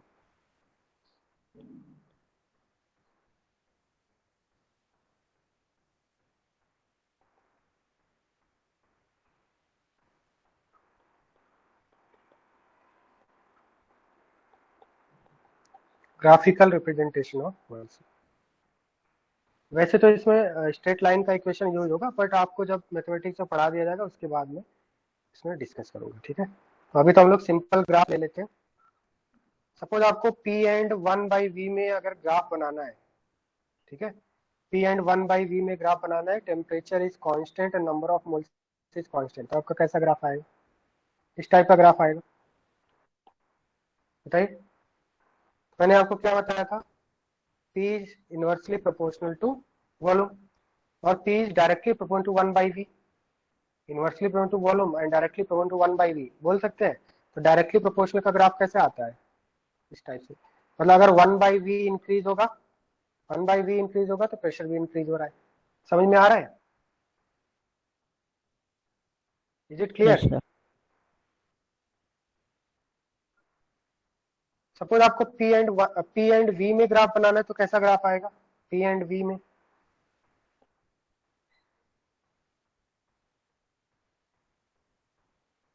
P and V में ग्राफ बनाना है तो कैसा ग्राफ आएगा? डिक्रीज होगा ना सर? हाँ, तो यहाँ पे प्रेशर इंक्रीज करने से क्या होगा? डिक्रीज होगा, मतलब ये इनवर्सली प्रोपोर्शनल का ग्राफ है। तो डायरेक्टली प्रोपोर्शनल का ग्राफ स्ट्रेट लाइन होता है, इनवर्सली प्रोपोर्शनल का ग्राफ इस तरह से होता है आपका, rectangular hyperbola,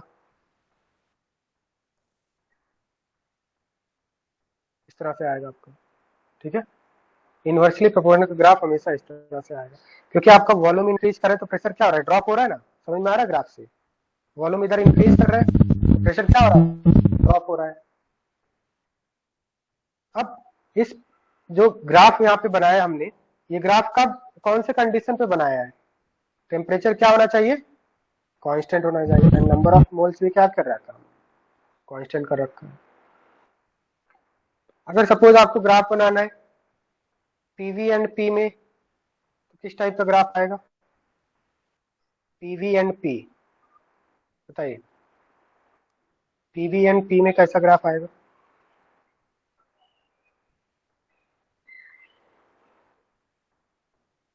PV and P में ग्राफ बनाना है आपको,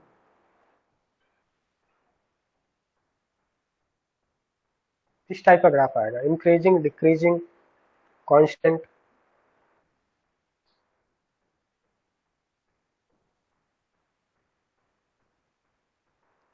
तो बॉयल्स लॉ आपको क्या यहाँ पे देखो, नंबर ऑफ मोल्स कांस्टेंट है और टेम्परेचर कांस्टेंट है, ये आपको ऑलरेडी गिवन है। Number of moles and temperature is constant, this is given. तो अकॉर्डिंग टू बॉयल्स लॉ क्या होता है बेटा? पी प्रेशर और वॉल्यूम का प्रोडक्ट क्या होता है? कांस्टेंट होता है, यही बताया था ना मैंने। Yes sir. ठीक है। Yes. तो अब यहाँ ये वाले ग्राफ में देखिए, जब हम लोग लेफ्ट से राइट जाएंगे तो प्रेशर क्या होगा? इंक्रीज हो रहा है ना। तो प्रेशर इंक्रीज होगा तो क्या हो जाएगा? वॉल्यूम डिक्रीज हो जाएगा, बट प्रोडक्ट क्या रहेगा? दोनों का प्रोडक्ट क्या रहेगा? Constant. तो कांस्टेंट का ग्राफ कैसे बनेगा बेटा? पैरेलल टू एक्स एक्सिस, मतलब आप प्रेशर को कितना भी इंक्रीज कर ले, क्या प्रेशर और वॉल्यूम का प्रोडक्ट इंक्रीज होगा? नहीं। क्यों? क्योंकि प्रेशर को इंक्रीज करें तो वॉल्यूम डिक्रीज हो जा रहा है, तो क्या प्रोडक्ट इंक्रीज होगा? बताइए। प्रेशर इंक्रीज कर रहे हैं तो वॉल्यूम डिक्रीज हो जा रहा है, but the product is always, product will always remain constant, that is Boyle's law. Graph ऐसा ही आएगा ना, समझ में आ रहा है? Pressure product of P and V will not change. अगर आपको पीवी एंड वी में ग्राफ बनाना है तो कैसा ग्राफ आएगा?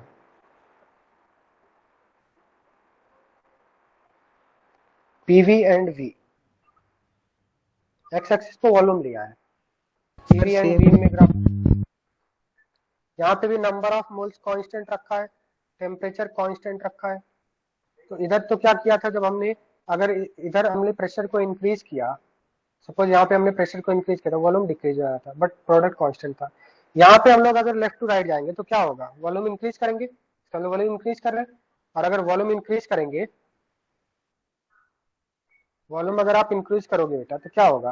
प्रेशर ड्रॉप हो जाएगा, बट प्रोडक्ट क्या रहेगा? प्रोडक्ट कैसा रहेगा बेटा? कांस्टेंट रहेगा। तो यहाँ पे भी ग्राफ कैसा आएगा?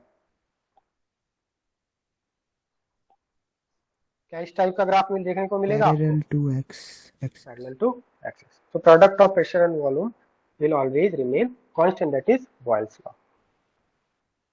ओके, कॉपी कर लीजिए।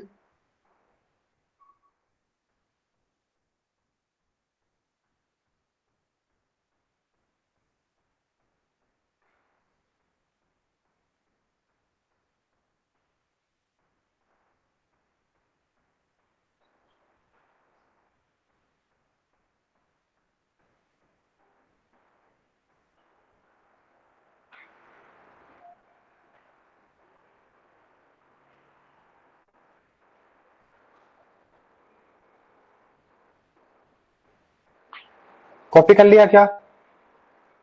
Yes sir. सर आप नोट्स भेजने वाले हो ना? हाँ, नोट्स भेजेंगे, ठीक है। अगर आपको कॉपी करना है तो कॉपी कर सकते हैं, नोट्स में आपको सेंड करूंगा, ठीक है। सो नेक्स्ट देखते हैं हम लोग। तो यहाँ पे बॉयल्स लॉ आपका कंप्लीट हो चुका है। Next is Charles law. Next Boyle's law is complete, next one is Charles law. तो जस्ट लाइक बॉयल्स, चार्ल्स ने भी, ये साइंटिस्ट का नेम है, चार्ल्स ने भी गैसेस पे कई सारे स्टडी किए, ठीक है, और स्टडी करके उन्होंने अपना ऑब्जर्वेशन दिया। तो उनका स्टेटमेंट क्या था? सबसे पहले तो हम लोग स्टेटमेंट लिख लेते हैं। For a given amount of gas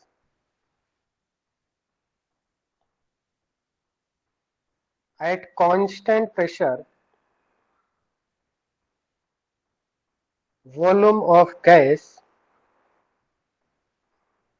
is directly proportional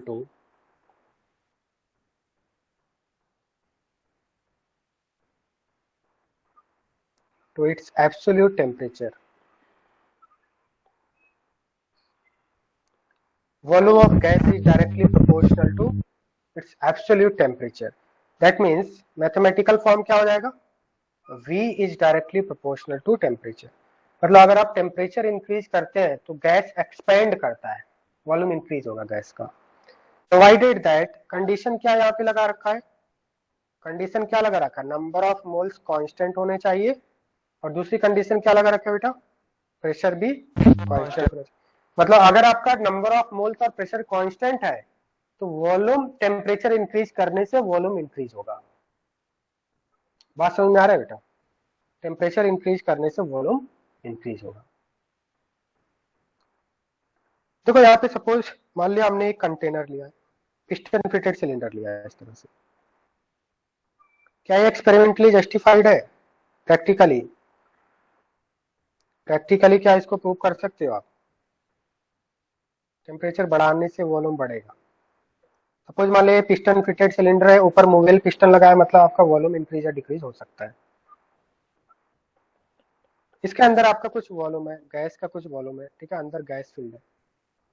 suppose n number of moles of gas है, number of moles of gas change नहीं हो रहा है। तो अगर मान लीजिए इसको आप हीट करेंगे नीचे से, सपोज इसको हीट कर रहे हैं हम लोग, तो हीट करने का मतलब क्या है? हम लोग इसको बाहर से टेम्परेचर दे रहे हैं, एनर्जी दे रहे हैं, बाहर से हम लोग एनर्जी सप्लाई कर रहे हैं। हीट करने का मतलब एनर्जी दे रहे हैं। तो जब हम लोग गैस को एनर्जी देंगे तो गैस के मॉलिक्यूल क्या होंगे? एक्सपैंड होंगे। गैस को जब एनर्जी देते हैं तो गैस के मॉलिक्यूल एक्सपैंड होते हैं। मान लिया इनिशियली गैस के मॉलिक्यूल 30 जूल पे थे और बाहर से हमने 100 जूल दे दिया, तो फाइनली कितना हो जाएगा गैस का एनर्जी? 130 एनर्जी कितना? 130 हो जाएगा। मतलब जो स्लो मूविंग गैस पार्टिकल थे वो फास्ट मूव करने लगेंगे, और फास्ट मूव करेंगे तो क्या होगा? पिस्टन को ऊपर ले जाएगा, पिस्टन क्या हो जाएगा? एक्सपेंड होगा। मतलब जब भी हम लोग किसी गैस को हीट करते हैं तो गैस का वॉल्यूम क्या होता है? गैस में एक्सपेंशन होता है, गैस का वॉल्यूम क्या हो जाएगा? इंक्रीज होगा। बात समझ में आ रहा है बेटा?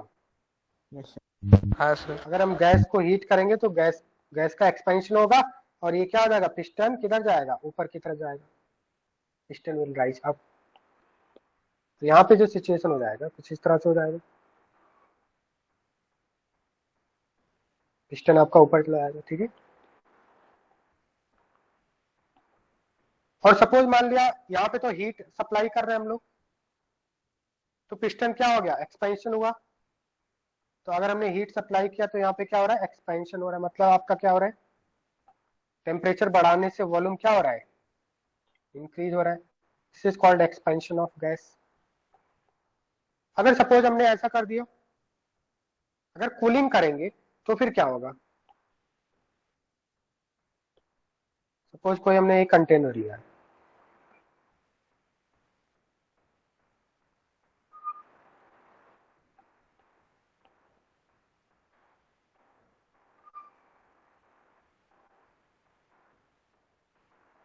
पिस्टन फिटेड सिलेंडर लिया हमने, ओके। और इसको अगर हम लोग कूलिंग कर रहे हैं, ये तो आपका हो रहा है, यहाँ पे क्या कर रहे हैं? हीटिंग कर रहे हैं।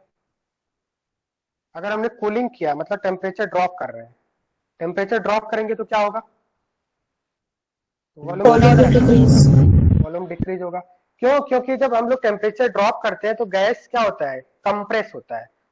अगर हमने टेम्परेचर कम किया तो गैस कंप्रेस होगा, गैस के मॉलिक्यूल पास पास आते हैं, ठीक है। गैस के मॉलिक्यूल क्या होंगे, पास पास होंगे। तो यहाँ पे क्या होगा, कंप्रेशन ऑफ गैस होगा, मतलब पिस्टन किधर जाएगा, नीचे की तरफ आएगा। बात समझ में आ रहा है बेटा, पिस्टन किधर जाएगा इस बार, नीचे की तरफ आएगा। तो अगर टेम्परेचर इंक्रीज करते हैं तो गैस एक्सपेंड होता है, टेम्परेचर डिक्रीज करेंगे तो गैस कंप्रेस होता है। तो इसका मतलब क्या है, T is directly proportional to volume बोल सकते हैं। If number of moles is constant, pressure is constant, T will be directly proportional to volume. Okay, ऐसा क्यों हो रहा है, क्योंकि अगर हमने टेम्परेचर ड्रॉप कर रहे हैं इसका मतलब क्या, हम लोग एनर्जी बाहर निकाल रहे हैं। एनर्जी सप्लाई करना, हीट करना मतलब एनर्जी सप्लाई कर रहे हैं। तो हम लोग सपोज यहाँ पे 30 था और 100 जूल की एनर्जी सप्लाई कर दिया तो 130 हो गया यहाँ पे फाइनल। इनिशियल एनर्जी कितना था गैस का, 30 था, फाइनल एनर्जी कितना हो गया, 130 हो गया। तो गैस की एनर्जी बढ़ गई, गैस एक्सपेंड होने लगा। यहाँ पे क्या हुआ, मान लिया सपोज हमने इनिशियल गैस की जो एनर्जी थी वो 30 जूल थी।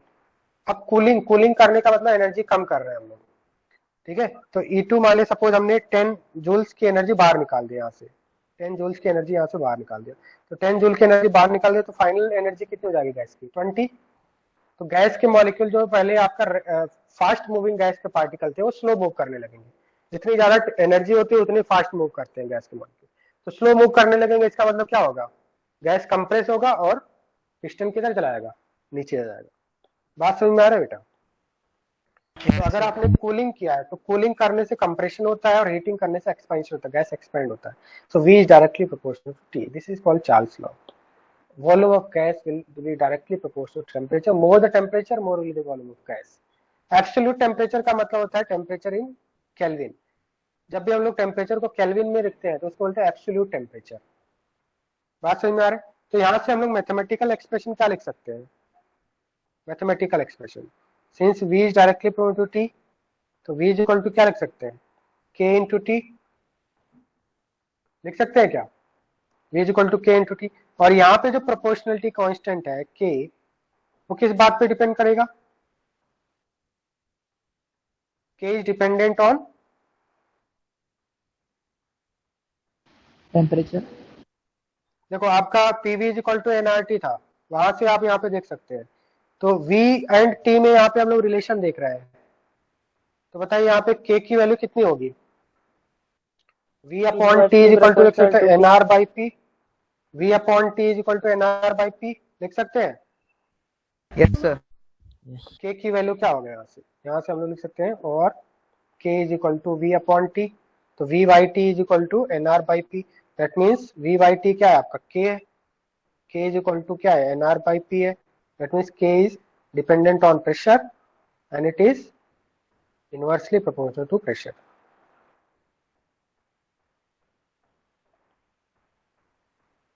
तो यहाँ पे जो प्रोपोर्शनलिटी कांस्टेंट वो किस पे डिपेंड कर रहा है, प्रेशर पे डिपेंड कर रहा है। तो प्रेशर के इनवर्सली प्रोपोर्शनल है। बॉयल्स लॉ में जो प्रोपोर्शनलिटी कांस्टेंट किस बात पे डिपेंड कर रहा था, टेम्परेचर पे, और टेम्परेचर के डायरेक्टली प्रोपोर्शनल था, इसके पहले हमने देखा था, ठीक है। तो V अपॉन T मतलब V और T का जो रेशियो है वो क्या होगा, यहाँ पे कांस्टेंट होगा, लिख सकते हैं हम लोग, the ratio of V and T will be constant. Can we write like this, yes sir. देखो यहाँ पे V by T is equal to NR by P है, P कांस्टेंट कर दिया हमने, N को कांस्टेंट कर दिया, और R ऑलरेडी कांस्टेंट है, तो ये सभी कांस्टेंट हो जाएंगे, मतलब V और T का रेशियो कांस्टेंट होगा। तो मैथमेटिकली हम लोग क्या लिख सकते हैं, मैथमेटिकल एक्सप्रेशन यहाँ पे क्या बनेगा, जैसे वहाँ पे P1 V1 equal to P2 V2 बन रहा था, यहाँ पे एक्सप्रेशन क्या बनेगा, V1 upon T1 is equal to V2 upon V2 upon T2। मतलब ratio of volume and temperature will remain constant. वहां पे क्या हो रहा था, product of pressure and volume will remain constant if temperature is constant. यहाँ पे क्या किया, प्रेशर कांस्टेंट किया है। तो अगर प्रेशर कांस्टेंट है, नंबर ऑफ मोल्स कांस्टेंट है, तो वॉल्यूम और टेम्परेचर का रेशियो क्या होगा, कांस्टेंट रहेगा। V1 upon T1 is equal to V2 upon T2 if number of moles is constant and pressure is constant. Okay, is it clear up to here? Yes, sir. Okay, तो इसको आप revise कर लेना, next class में हम लोग continue करेंगे यहाँ से, ठीक है। मैं आपको PDF सेंड कर दूंगा, ठीक है, आपको रिवाइज करना, नेक्स्ट क्लास में हम लोग चार्ल्स लॉ कंटिन्यू करेंगे। Thank you sir. Okay sir, bye sir, thank you sir. Bye sir, bye thank sir. Bye sir, thank you sir. हाँ सर। बाय सर बेटा आप बाय। बोर्ड की class लेने वाले हो? हाँ बोर्ड की क्लास जब होगी तो आपको इन्फॉर्म कर दिया जाएगा, ठीक है।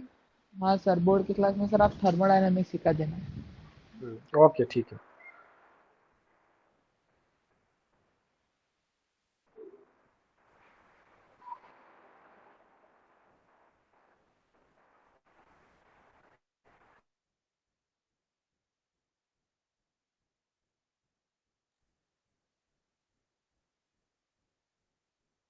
सर